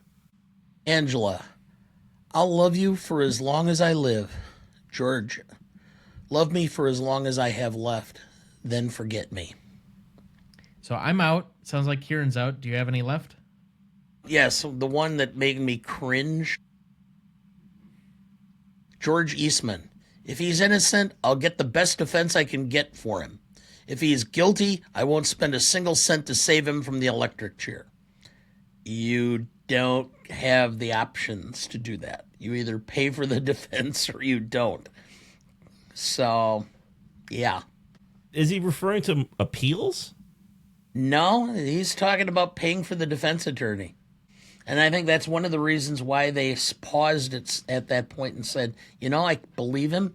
Because my guess is after he tells that version of events, if they said, nah, I don't believe it, they wouldn't have gotten retained. All right. So that moves us to the Stanley Rubric. Legacy is up first. This is a measure of the legacy approximately 5 years after the film came out to today, so roughly 1956 to today. What is the legacy of this film as shared between two equal yet separate groups, that being the industry and the audience, 5 and 5 points apiece for a total of 10. Dad, would you like to go first or second? I'll go second. This to me is a film that I think, much like some of the favorites Kieran's come on here before to talk about, is one that I think we appreciate more than maybe the industry at large, similar to like The Lost Weekend, where it's placed on a few lists here and there, but I think we have a greater appreciation for it than the general industry probably does. And so by that token, because it made at least a few lists, and because it has some recognizable stars and somewhat of a name-worthy director, I'm going to put this at a 3, but that's maybe being a little soft because I like the movie.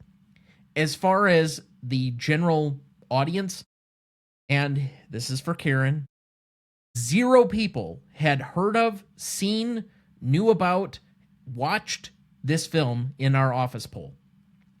0. Not a hand even twitched to be put up. So I blame don't know. Society. Yeah. I don't think there are a ton of cinephiles that have any idea this movie exists. And so by that token, I would say this is at a 2. I think there are enough people that have just barely seen it from the cinephile community, but it's at a 2 from where I'm sitting, because I think there are some that have seen it. I don't think it's nearly that most of the community from the cinephile community has seen it. So I'm at a 5. I think you're a little soft on the industry, and this is why. I think this film showed that Elizabeth Taylor could make the transition from child actress to actual starlet and hold her chops. I think it also helped get Shelley Winters recognized as an actress and not a starlet. And I think it further cemented Montgomery Clift in his arc going forward as a legit, serious actor. And so I give it a 4 for the industry. So I'm at a 6 overall. I think you hit it point on with the public. Okay. Before I start, just want to throw out to Dana, because it was sort of asked, but not like directly asked and stated. This is your first time watching the film, right? And did you like it? Yes. Yeah, you liked it. Okay. Just getting that out there. Because I'm sure when we get to the nitpick questions and stuff, you're going to tackle all the legal stuff. I just did want to say that you did enjoy the movie despite anything in that third act that might have gotten a little odd. Okay. Hard one for me, hard category for me, because this is like, really enjoy not just this film, but this type of film, like this era of film, this, which I hate to even suggest is a forgotten era of film, this old Hollywood TCM type of movie, which is just pure acting, pure old school Hollywood, black and white, inject into my veins situation. It's tough to argue with the audience end of it, Tom. I'm just going to go from the back, move forward. I mean, this is, I wouldn't expect really most people in the general public to hear this. Now, I will say that there is like the faction of like, whether you want to call it film Twitter or maybe it's like Letterbox now or whatever, there's like a cult following of movies that were nominated for lead actress. Mm-hmm. And there are a bunch of cinephiles who are into that and support that. And I have a bunch on Letterboxd that I mutual followers with and all that. This film is really well reviewed amongst them. Like, this is like a 4.5, 5 stars with like a lot of that community. Like, it's looked fondly on in the nominees for the best lead actress. So I'm going to give it a bit of love with that. Tom, you both had it at a 2? No, he had it at a 4 for the industry. I had it no, just for public. Oh, for public, yes, we both had it at a 2. You both had it at 2. Okay. This is one where I'd say because of that, I'd like to go the half point up, but I feel like you guys built in that half point with what I said in that. I think a 2 is actually probably right. So good on that. I'm right in the middle of you guys with the industry. I liked a lot of what Dana said. I don't know that I go full force with it, but I will add in that George Stevens would go on his big run after this, which would lead to him ultimately retiring. So, but he'd have Giant in there. He'd have Shane in there. Diary of Anne Frank. Yeah. So the little run, and this is the first of 2 director wins. So that it builds the early Liz era where she's going to go on her run. You have the Winters era, Clift, and all that. Tom, you had a 3, and Dana, you had a 4? Yes. So I'll split the difference with the 3.5. Okay. So a total of 5.5. And that'll be the average for this category then. So you get to be a Dunkin' sandwich. Cool, I think. Or maybe not. The phrasing of it, he gets to be inside the Dunkin' sandwich. Yeah, I guess so. Okay. See, there are other guests like Peterson that would revel in that. Yes. He would respond with something like, or do they get to be inside me? Or something along those lines. Yeah, don't try to get yourself in Peterson's head. That this is a place of broken dreams. Anyway. All right, let's move to impact and significance then. This is a category much like much like legacy, that measures the impact among the industry and the audience, but instead of after the initial 5 years, we are taking into account the initial 5 years. So this would be roughly 1951 to 1956. What is the impact and significance among the same 2 groups, the industry and the audience? 5 and 5 points apiece for a total of 10. Since I led off the last category, Dad, go ahead. Okay. It did finish 9th. The difference between 4th and 9th was a few 100,000, I believe, when I looked at the numbers. 1 and 2 were like astronomical. Number 1 was some film that I'd never even heard of. Let me see. I think I wrote it down here. Quo Vadis? Quo Vadis, yeah. It's a sword and sandal film. Liz Taylor in that too, by the way. And then Showboat. And then the difference between the rest of them. I mean, you had David and Bathsheba, Great Caruso, Streetcar, African Queen, That's My Boy, American in Paris, and Place in the Sun. That's Technicolor in there. Yeah. So I'm going to go with 3.5 for the public because I think that it did enough with the box office, and I think it was popular enough that it had merit. The thing that I was going back and forth with is my industry score, and I originally put down a 4 because, again, I mean, it had 9 nominations and won 6, which is a big deal. Huge. Yep, and I'm wondering if maybe my 4 is a little low because of that.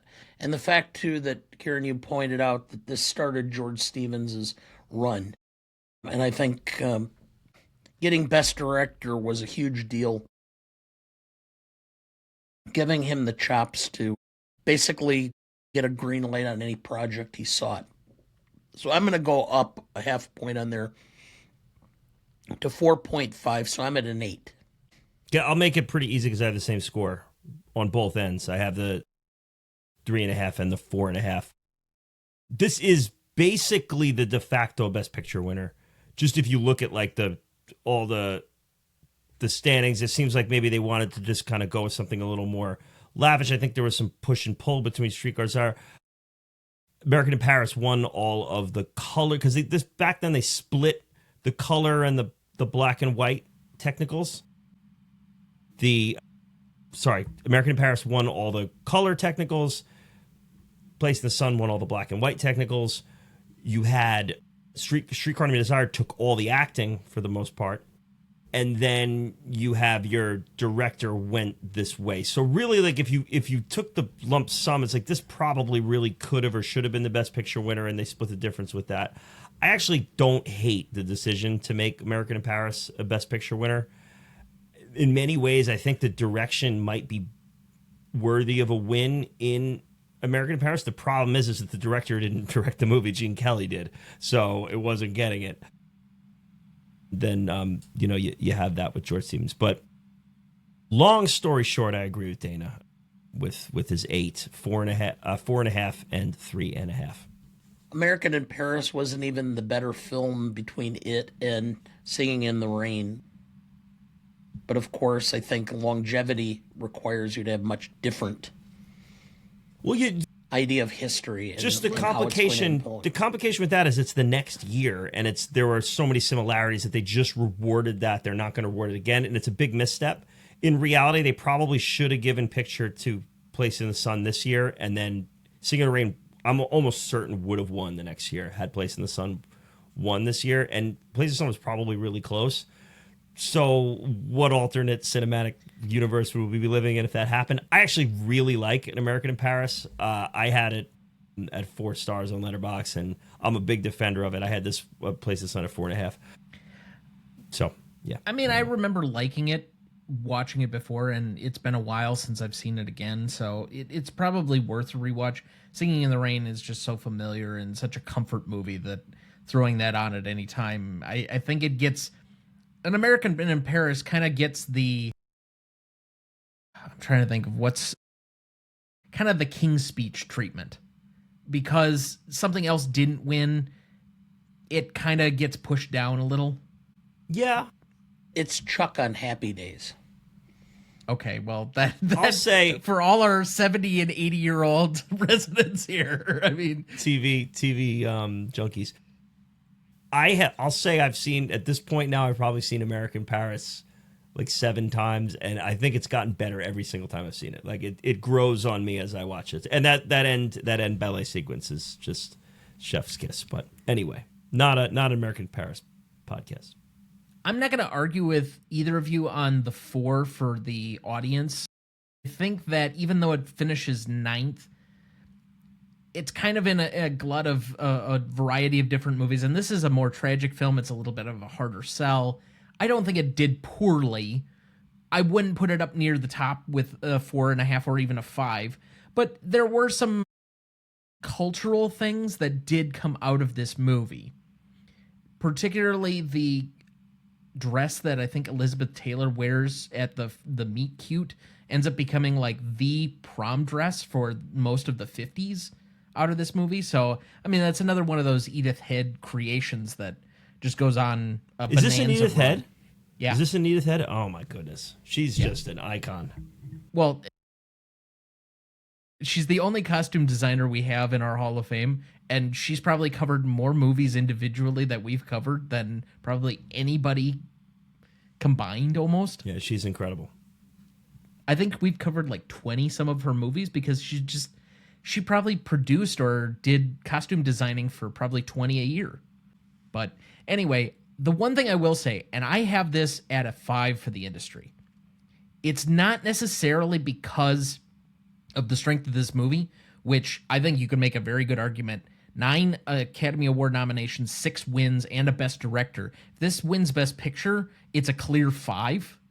It's coming 1 year after All About Eve, which I think had at the time set the record at 11 nominations. So it's not like it's that far off from a fairly big haul of nominations. Right. And We're wins. pre-Ben-Hur Right here. Yeah. Right. So, but what I'm going to say here is Shelley Winters wins 2 Oscars, and her career is pretty much made from this movie forward. Elizabeth Taylor has a fairly good 50s run and becomes a cinema icon and legend based solely somewhat on the stardom of this movie. Yes, she had a star before, but let's say as a adult actress and a starlet, she's made by this movie. Montgomery Clift, yes, he'd been in Red River. He had other stuff, but this was a star-making vehicle. He's nominated for Best Actor in a film of this type. George Stevens can get Shane and Giant off the ground, which are 2 much bigger films. Like, this is made very simply. You can tell by a budgeting, and even though, yes, $2.3 million at the time, I think that had more to do with some of the socialite set design and the amount of film that they actually shot than it did necessarily the production design. But you can see by the time we get to Giant, just the massive scale that he's working with at that point, and it's because he's made several bigger films and he keeps progressing up the chain of what people are willing to give him for budget reasons. So I have this at a 5. I think that all 4 of them go on to bigger things as a result of this movie. And by that token alone, I think it pushes it past the normal into an easy 5 for me. I'm going to say you talked me up to the 5. So I'm at an 8.5 now. I'm in it even. That's a great case for the 5. And I'm there. All right, I'll buy into so 8.5. So that should make the math easy for you. Well, except mine was at a 9, so... Oh. Okay. I had a 4 and a math. 5. Do some math then. Well, weren't you both at a 4 for the audience? We were both at a 4.5 and a 3.5, and we're both going up to 5 on the industry. So now we're both at an 8.5. Okay. Don't sell your case so well next time. You won't have to do the math. Okay. Well, it is what it is. This is going to come out to a weird ass decimal. That'll wedge it in between Waterboy and Unforgiven, I think. I guess it's not quite so weird. It's an 8.67 somehow. Okay. Yeah. 2/3. Yeah. All right. I guess it works. All right. Then let's move to Novelty. This is a measure of the originality of anything having to do with the movie, as well as the execution within the movie on any aspect of it. 5 and 5 points apiece for both of those parts for a total of 10 here. Let's start with our guest. Execution's brilliant in this. I would say the only thing that keeps me from a 5, despite it being an award-winning score, the score dips too deep into the melodrama for me, and it's like one of the things that and I always hate to rag on like a score that wins best score of the year, but it is this is a plot that lends itself to the criticism of melodrama, and I think that the acting and the way the story is told and how it's shot calms the melodrama into something that's actually pretty charming. But the score just gets a little bit wonky with that. So I go 4.5 in how it's executed. Now, how I run myself into trouble with this. There's a lot of times where I'm saying, oh my God, for 1951. And then like I'll see a film noir from 1947 and be like, oh my God, like they're just rolling that out there like it's nothing.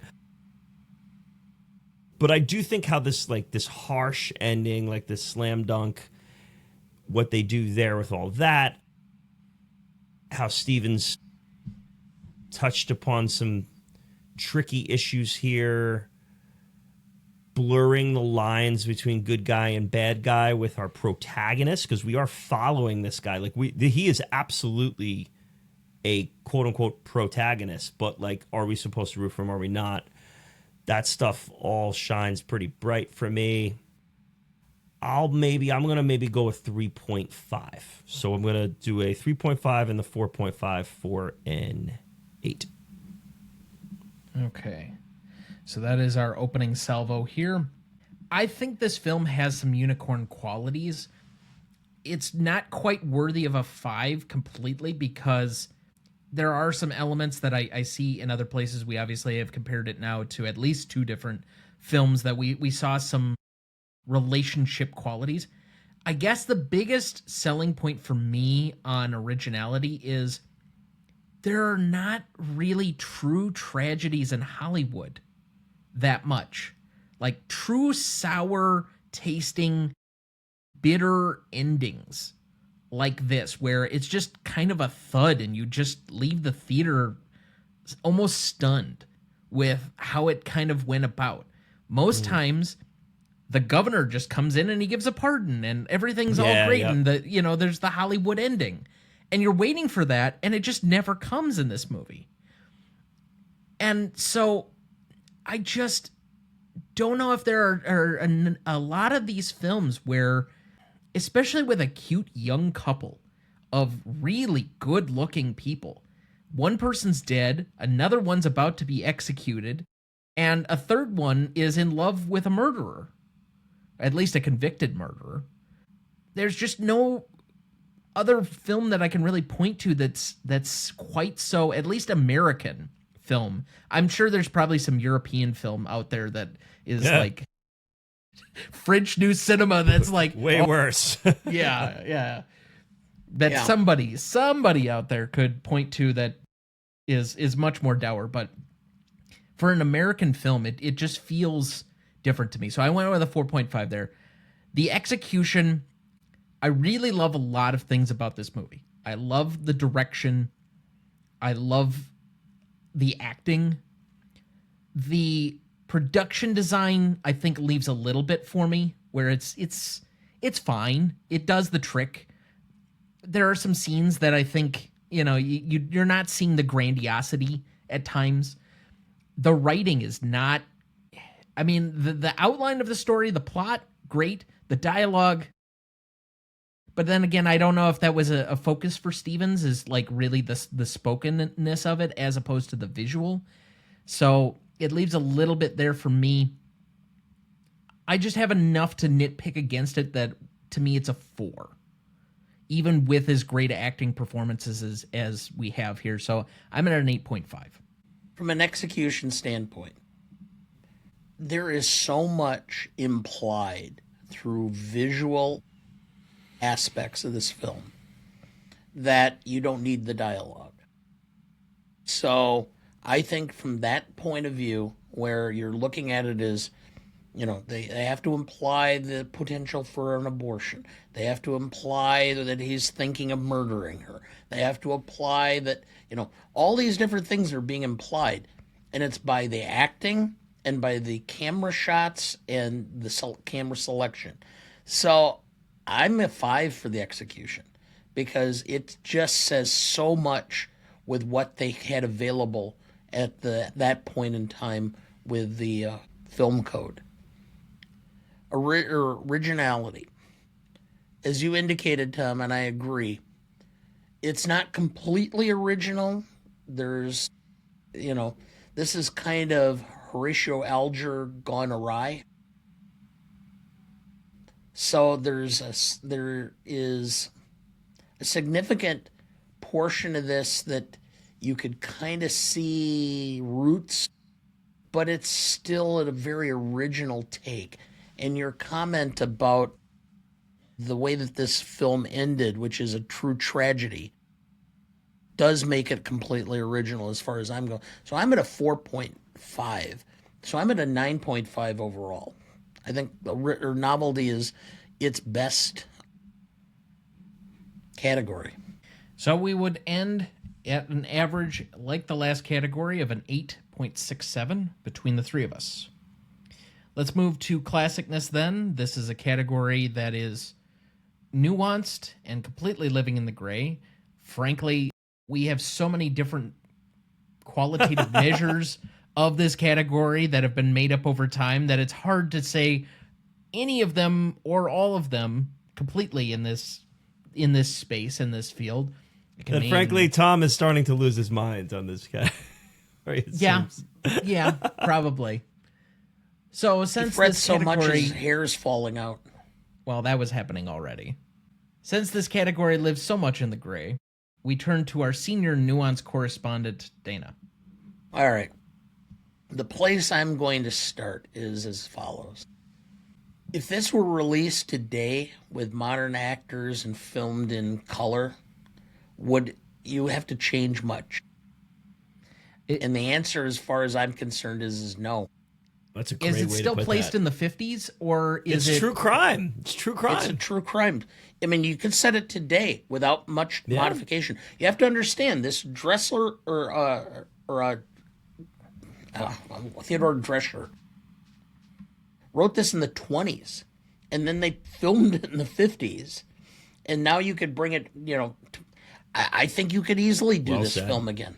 I think yes, easily. I think you can update it. There are a few things that I would think change the slight plotting of the story, but not a ton that it would change the overall character or narrative of the story. I think the legal portions might change, and that's the only thing. Because I think the criminal development element of this film, which we haven't really analyzed yet, it did change post the 60s as far as the liberal courts and the Warren court specifically. Okay, that would not have made that big of a difference. Okay. And I'm going to argue with you about that. The biggest difference, and this is where they would have some difficulty, but with a decent screenwriter and a good scientist or scientific advisor on forensic evidence, that's where you're going to have your problems. Yeah, because it's a much stupider plan. It's a stupid plan in the 50s. It's a much stupider plan today. Yeah. I mean, there's a big difference between a boat hitting you in the head and an oar crashing down on your head. And even in the 50s, I think that's a problem. And that's one of the things I'm going to be talking about from an analysis point of view. So I still think it would. Now, the question is because it's so poignant yet today, do I go up 2 points or do I go up 3? And I originally went up 2 points, but the more I'm talking about it and thinking about it, I think I'm actually going to go up 3 points. But I understand that this is the early 50s, and I understand that this is a socioeconomically based film, but there is not a huge diversity of citizenship. You don't see any minorities, even though there was a large portion of them in California at the time. Lake Tahoe. Yeah, I mean, so I'm going to give it a half point down for that. So I'm going to go with an 8.5. No, I'm going to go back. I'm going to go with an 8, simply because of the fact of the forensic evidence aspect of it that would have to be altered.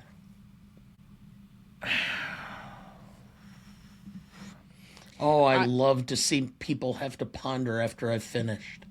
You know, there isn't a whole lot that I was going to add, and I'm not sure that I really need to. I had it at +1 for being ahead of its time on a couple of different things. I think the abortion angle of this is ahead of its time for sentimentality of the period, and yet that scene has also aged well in an era post-Dobbs. So that's also relevant. I think it is a bit timeless. So that would have been already 3 points for me from the 6 that we normally start at as the midpoint for this category, since it's easier to take points off for something aging poorly than it is for it to age well. I think this movie has really aged pretty well. The lone caveat I had was a -1 for some of the legal aspects, the trial work, and other things. You brought up earlier the smashing of the oar and the potential for the mistrial and some of that. I also think, obviously, as a methodology of execution, the electric chair feels very antiquated. But It's the time appropriate. I know it 100% is. And there is a case to be made that it's actually more humane than what we're doing now. That being said, I ended up at an 8 as well, so I guess I'll just call it that. I think you both made great points across the board, and then kind of scored a little soft on it. If I'm being frank, I have this at a 9. I thought you were a Kieran. I have it at a 9 for everything that was said. I mean, this thing ages perfectly.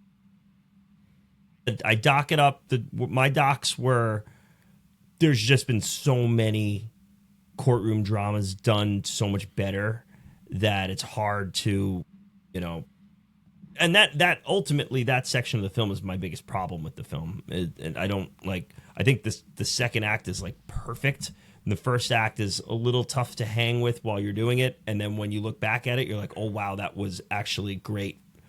I wasn't supposed to love that. We're building a world here. And then the third act gets a little bit here, but they do land the plane. Also, I mentioned the score before. I don't think the score ages great at all. I don't think there's any world where a score like that would even be nominated today. But all that being said, we're talking about subject material from the 20s being adapted to a play, being adapted to a film, and this could absolutely be done if an auteur had his hands on it the right way. It could be done really poorly today too, if you want to make it just like a Netflix movie or something, Netflix 8-episode series. But there's really not many doc points beyond that. I'm gonna say a 9. Okay, so that is an 8.33 average between the three of us. Finally, we get to rewatchability. Insert your own subjective test here. We do have a subjective test named after our guest for the evening, so I will let you lead. Yeah, so the old one that we worked off of from yesteryears was, would I put it on, would I leave it on? And, man, I gotta say with this one, dude, this is like one I kind of need distance from after I see it. This is a cringy hang at times. Like, there's just, I mean, we're talking about, a pregnant woman meeting the fate that Shelley Winters' character meets. 1,000% with you. The lead up to it, this is not something I need in my life yearly. It's not a joyful movie. No, and I actually think it's better to put distance in between watches with this one. That being said, and this is important to consider in rewatch too, is that I was rewarded greatly on my rewatch this time. Granted, 6-year gap in between watches, so I'm gonna go, I think, a 6. And since you went there, I'll just say, for the average person that doesn't appreciate this film, maybe, or that it's going to be maybe a hard sell to watch, getting them to watch it the first time is going to be one thing. Getting them to try and watch it a second time, black and white, the tragic nature of it, even as star making as we have in the film, and even if they appreciate it, like, I'll edge on the side of the people that I would be likely to show this to are probably film fans to begin with. I'm going to say the objective score is probably about a 5. And that's probably a little bit more than... I'm probably granting it a little bit of subjectivity there. I came in at a 6. It's a film that I'll rewatch, that I think I would recommend to others and would watch with them. But I'm not going to go out of my way to put it on anytime in the next couple of years. Unless it's, somebody else says, oh yeah, I'd like to see that. So a lot of decimals here, but ultimately we land on a 5.67 average between the three of us. For audience score on this one, we had an 82% for Google users and a 84% for Rotten Tomato users, giving us an 8.3. So to recap the categories, we had a 5.5 for Legacy, an 8.67 for Impact and Significance, an 8.67 for Novelty, an 8.33 for Classicness, a 5.67 for Rewatchability, and an audience score of 8.3, giving us a final total of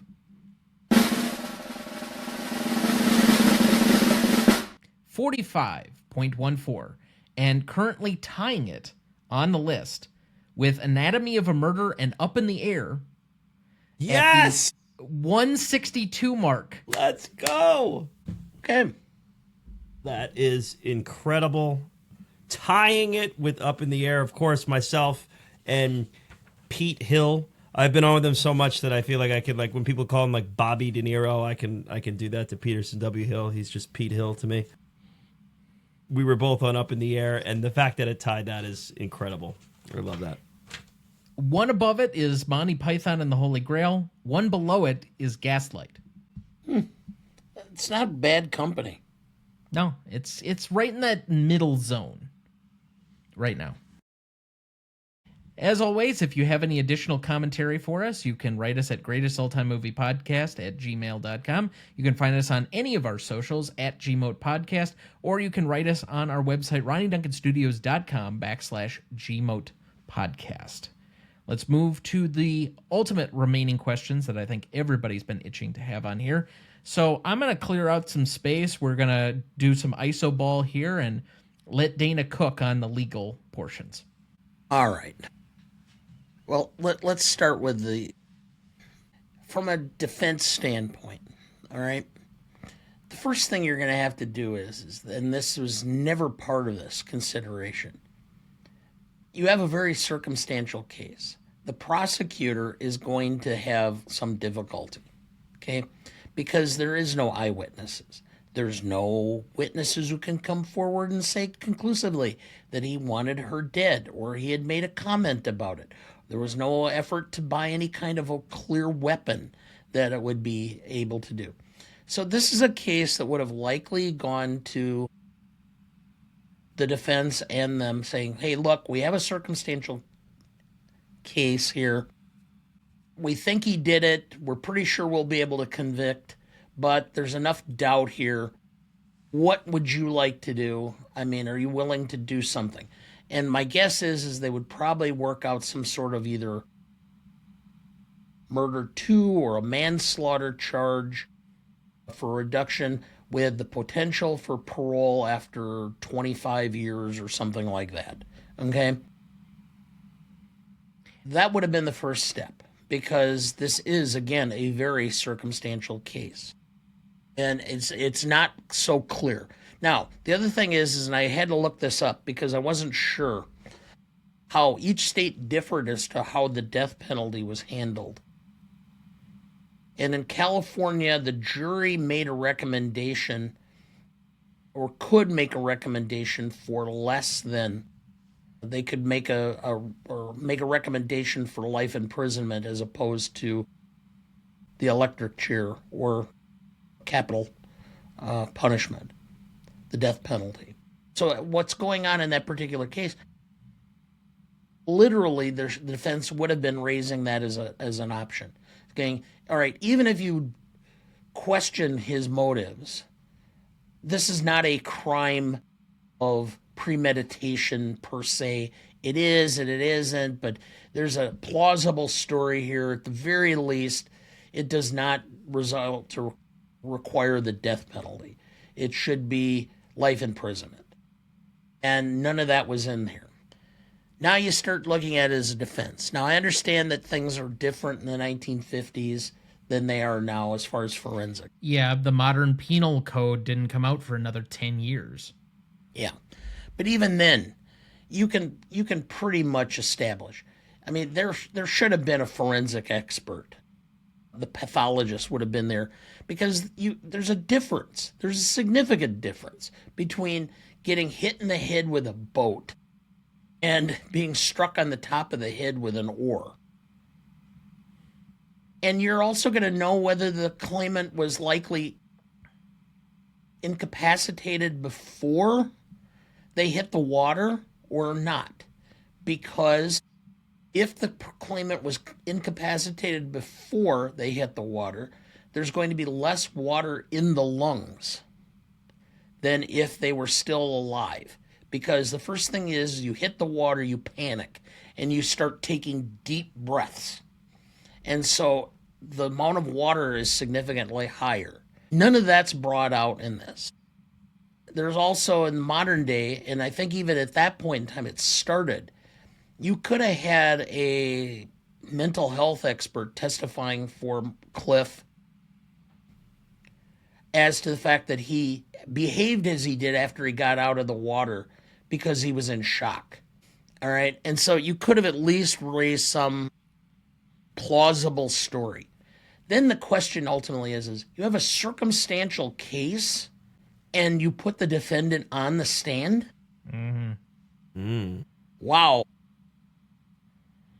He had a definite appeal for ineffective assistance of counsel.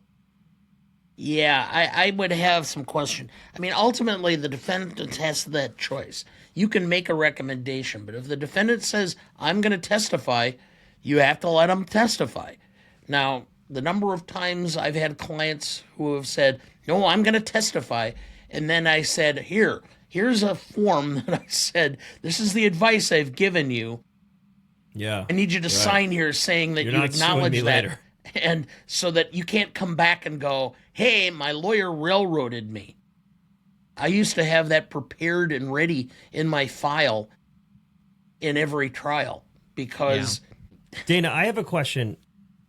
How would the public nature of the case affect the likelihood of a settlement? So, like, this is clearly this is like a tabloid trial. Like, there we had like the public breaking the windows of the prison. Like, this is one that the public was invested in. Are public trials like that more likely or less likely to come up with some sort of settlement? Well, the first thing that would have happened is the minute that window was broken, there would be a motion for change of venue. Because you're going to assert immediately that there's no way that this guy can get a fair trial in that venue. Because the public's too outraged. And so you'd be drawing a jury from another area. And the minute that happens, then there's a greater incentive on the basis of the prosecution of changing or trying to enter into a plea agreement. Ultimately, what the state's trying to do is they're trying to get a conviction. They don't necessarily want the most they can get. They want the actual conviction because that gives them some credibility with the community. Hey, look, there were holes in the case. There were problems with some of the evidence, blah, blah, blah. But in the end of the day, I managed to get a conviction. We got our guy. Yeah. And so, and that's ultimately what's going on. And for the defense, I hate those circumstantial cases because you just don't know how a jury is going to react. And I'll be honest, one of the things I used to do is I would keep track of, because you get when you're doing voir dire, you're polling the jury, and you get to select, and you get peremptory challenges. You get to strike people, Right. as long as, for any reason at all, as long as it's not an illegal reason. You can't strike for gender or race or religion or whatever. But one of the things I used to do is if I had a circumstantial case or a case that I had some problems with, every person that was a manager, self-employed, served in the military as an officer, anything like that, I'd strike them, because I wanted to have 12 people who had no leadership going back into that jury room, floundering around trying to figure out who's going to take and do whatever and assess the evidence. You don't Because want I any figured- Henry Fondas floating around. Yeah, Right. because if I can figure out how to make that jury into 12 people who are so passive, nobody wants to take charge, I have a good shot at a hung jury. And the minute I get a hung jury, then I've got a great opportunity to negotiate a really good deal. Right. But also, if you have 12 passive people, it's less likely that they're going to serve capital punishment on a guy. Correct, because they're not going to know what to do. There's not going to be somebody. There's always the person who's the foreman of the jury is usually the most vocal and the one who's the most organized and comes in and almost takes over the jury. Yeah. All right? You can tell it. And I used to always sit there and I'd bet a beer with the prosecutor. Who's the foreman? Because we'd immediately start. And you could tell a lot of times how you're doing with cases. And that's the other thing that did not come out in this. You develop a reputation with the jury, and you develop a persona, okay? I always came across as kind of the happy-go-lucky, aw shucks, I'm just the little local lawyer that's representing this against the big state, blah, blah, blah, and tried to make a connection with jurors. And the number of times I would ask questions and then watch for the jury's reaction so that I could get one juror nodding with me during cross-examination. That would be the juror that I'm doing my closing argument to and looking straight in the eye on a lot of that, because that's the one I'm trying to convince to go back there and be the Henry Fonda. The number of times that happened, I mean, people don't realize how incredibly tiring and grueling a trial is, because you're thinking of the questions you're asking, you're listening to the testimony, you're watching the jury to see how they're reacting to it. You're trying to keep a close eye on your client, too, to make sure his body language is not something that's going to say, hey, I'm a prick. And at the same time, also thinking about potential objections. So you're thinking on 5 or 6 different planes at the same time. And so by the end of a day's trial, I was just exhausted. I could not imagine how some of these, like the OJ trial, where they're doing this for weeks, Months. without, I mean, you would basically need 6 months of vacation to come back to some semblance of mental health, because you'd just be worn out. Here's where I'm going to make a slightly different case. Mind you, I don't have nearly the experience that he does, although I have the exact same criminal trial experience that he does over the last 20 years. Just for that, throwing that in there. But based on a modern penal code reading from me, I think it's going to be really hard for them to make a true mens rea case on this one, because there's at least some level of doubt in the premeditation. So you said that there was a manslaughter charge. I think that's immediately what you're going to go to. It's probably manslaughter 1 or manslaughter 2, at which point you're talking maybe 15 years, not 25, and probably they're going to offer parole at either 10 or 15. To me, that seems much more in the realm of possibility than the full 25. In 1951, you're probably correct. The 25 to life with the possibility of parole is probably a better deal, but in a modern sense, I think you're pleading that down. I also think that in addition to the forensics as part of this, if you were to update this and with a modern jury audience and such, you're probably getting a jury that's more familiar with true crime, with court TV, with other elements, and probably willing and able to buy into certain defense tactics that they weren't in the 1950s, when it seemed like the onus was almost on the defense to prove beyond a reasonable doubt that the guy didn't do it. So there's some things as far as the legal community, I think, that have developed or evolved considerably from 1951 to now. Well, I can just tell you where I'm coming from. I had the first DNA-only trial in Wisconsin outside of Dane County and Milwaukee County. Yeah. So, and it was based upon, they had started collecting DNA samples from felons, and they matched up my client through the DNA databank. I had attorneys, criminal defense attorneys from all over the state coming in and watching this trial because it just was so novel. I mean, now DNA is so common that most of the time, if there's not DNA, the jury's sitting there going, well, where's the DNA? I mean, if they don't have DNA, they really don't have a case.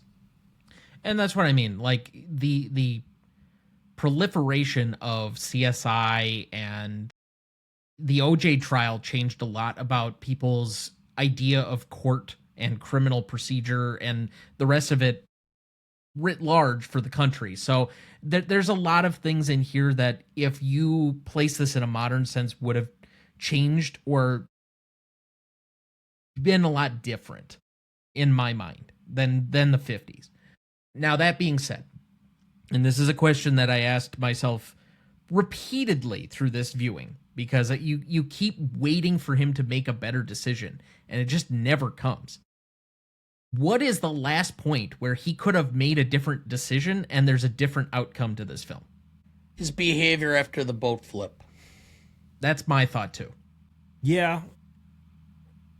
I think he could have put his name on the boat. Yeah.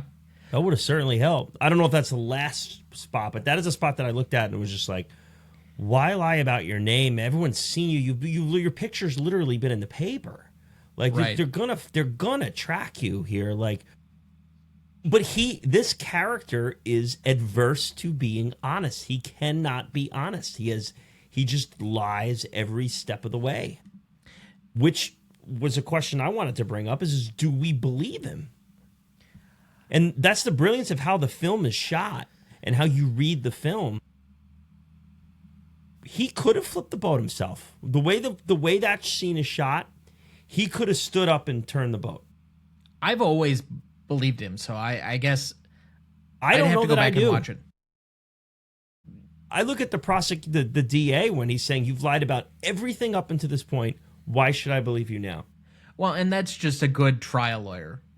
But in watching it, I'm kind of looking at it like maybe he stood up in a way where he could tell himself that he fell and that they fell and that this is that. It is the brilliance of how the movie's shot that it leaves that gray area in there. But I'm not so sure that he A, didn't tip the boat on purpose, B, could have saved her, didn't, because we never even see that. They don't show that to us. Right. Yeah, that is one of the brilliant moments of this film is taking what do you read that character as? And I actually think he knows he's guilty as he goes to the proverbial the end here. I don't think an appeal would have worked in 1951. I think if this were a couple of decades later, he could have had a fairly good case for, again, ineffective assistance of counsel, because I think his lawyers in this seem to be rather absent and never seem to open their mouth very much. And I know it's supposed to be somewhat of a railroading trial, and we're supposed to kind of like sympathize with Raymond Burr, but at the same time we're sympathizing with Clift. But all that aside, I think that the final point at which he could have changed the outcome and this is probably what I would have advised him had he come to me, is if he comes to me before he's arrested and he says, this is all the stuff that happened, this is all the potential, and you turn yourself in voluntarily and at least try and put that element of doubt in there, I think there's a different outcome. He may not have gotten off scot-free. Most likely he still served some time, but he's probably not going to the electric chair. I used to tell my clients that there's different aspects of a criminal case. There's what you say happened, there's what the victim says happened, there's what the state says happened, there's what really happened, and the stories do not overlap very much. And there's what the jury believes happened. Yeah. And what the state can prove. And I said, you might be completely innocent, but you've had a situation where, all right, let's say this, and I use this example. You're walking down the street and you're carrying a bag, and in the bag is a crowbar and a black ski mask, and the police stop you, and you fit the rough description of somebody.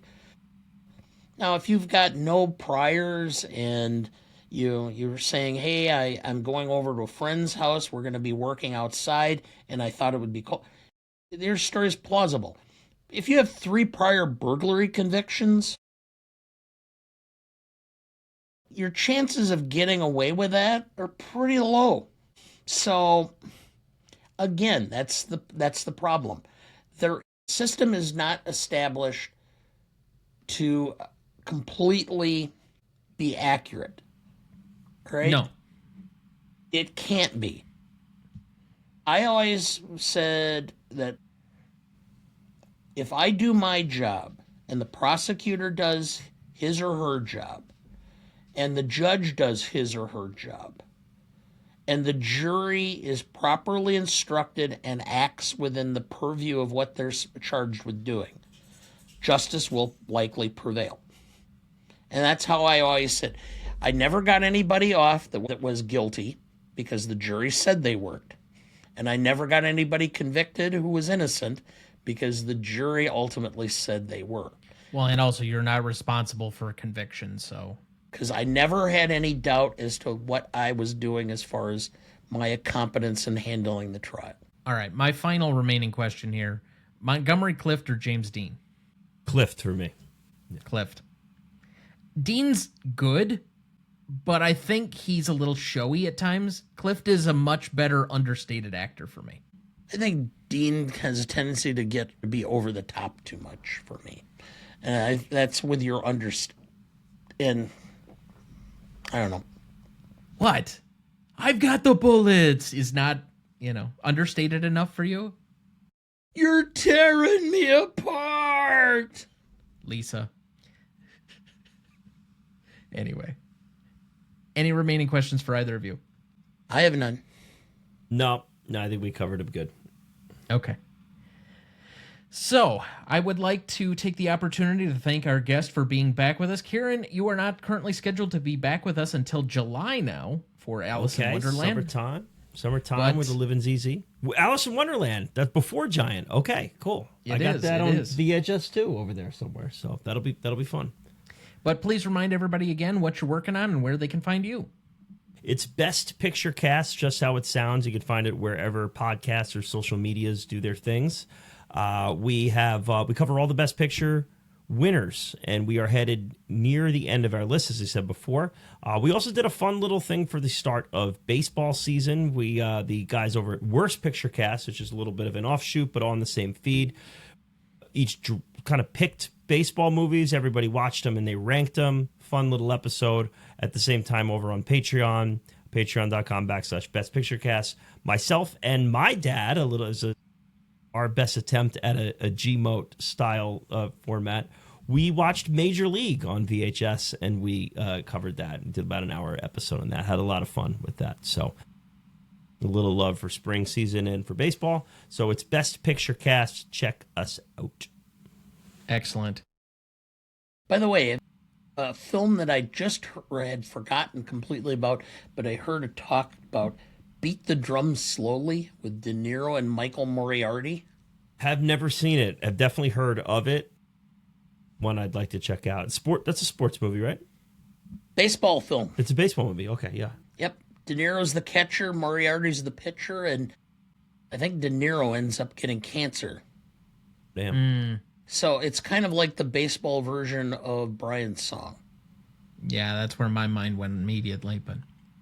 So... Okay. Remaining thoughts for the week, Dad? I'm planning on my own personal project yet. I've got a list of ideas that I'm working on.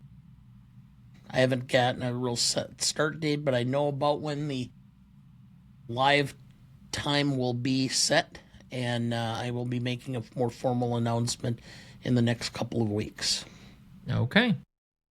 And again, just a reminder to everybody, on Sundays, we're going to be trying to release one, basically a week of First Watch Rewatch. We may take maybe a week break in between seasons. It just depends on the scheduling of all of that. But we have at least the first 4 episodes. We have a 5th one already recorded. We've got, I think, 3 more that we've got to get done for this first season of The West Wing. And then we'll probably change up what we're doing from that point forward. But we have a lot of fun over there. So if you have watched The West Wing before, check it out. I think, other than my liberal takes, will do you proud, I suppose. The other thing I'd like to just briefly mention, we suggested a film at the end of last week's episode called Do Us Part, and our friend and frequent guest Adam Freed did have a very great review on moviearcher.com this week about the film. We appreciate his time taking out to promote that film as well, and we will again circle back to it as we get closer to a distribution date so that everybody can see that one. But that was a great little find for us at our recent jog through the Beloit Film Festival. And we have the Wisconsin Film Festival coming up this weekend between the two of us, so hopefully we'll find something similar that we'd like to promote. But otherwise, I think that'll do it for us this week. Thank you for listening. I do wish we could chat longer, but I'm having an old friend for dinner. Next week, for our 308th episode, we welcome back 5-time club member and CLP contributor, host and creator of Shea Cinema, Sarah Shea, to discuss The Public Enemy from 1931, celebrating its 95th anniversary.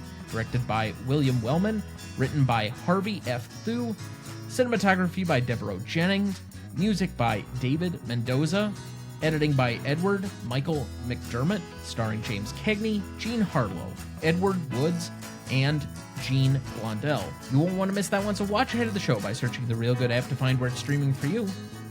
That's REELGOOD.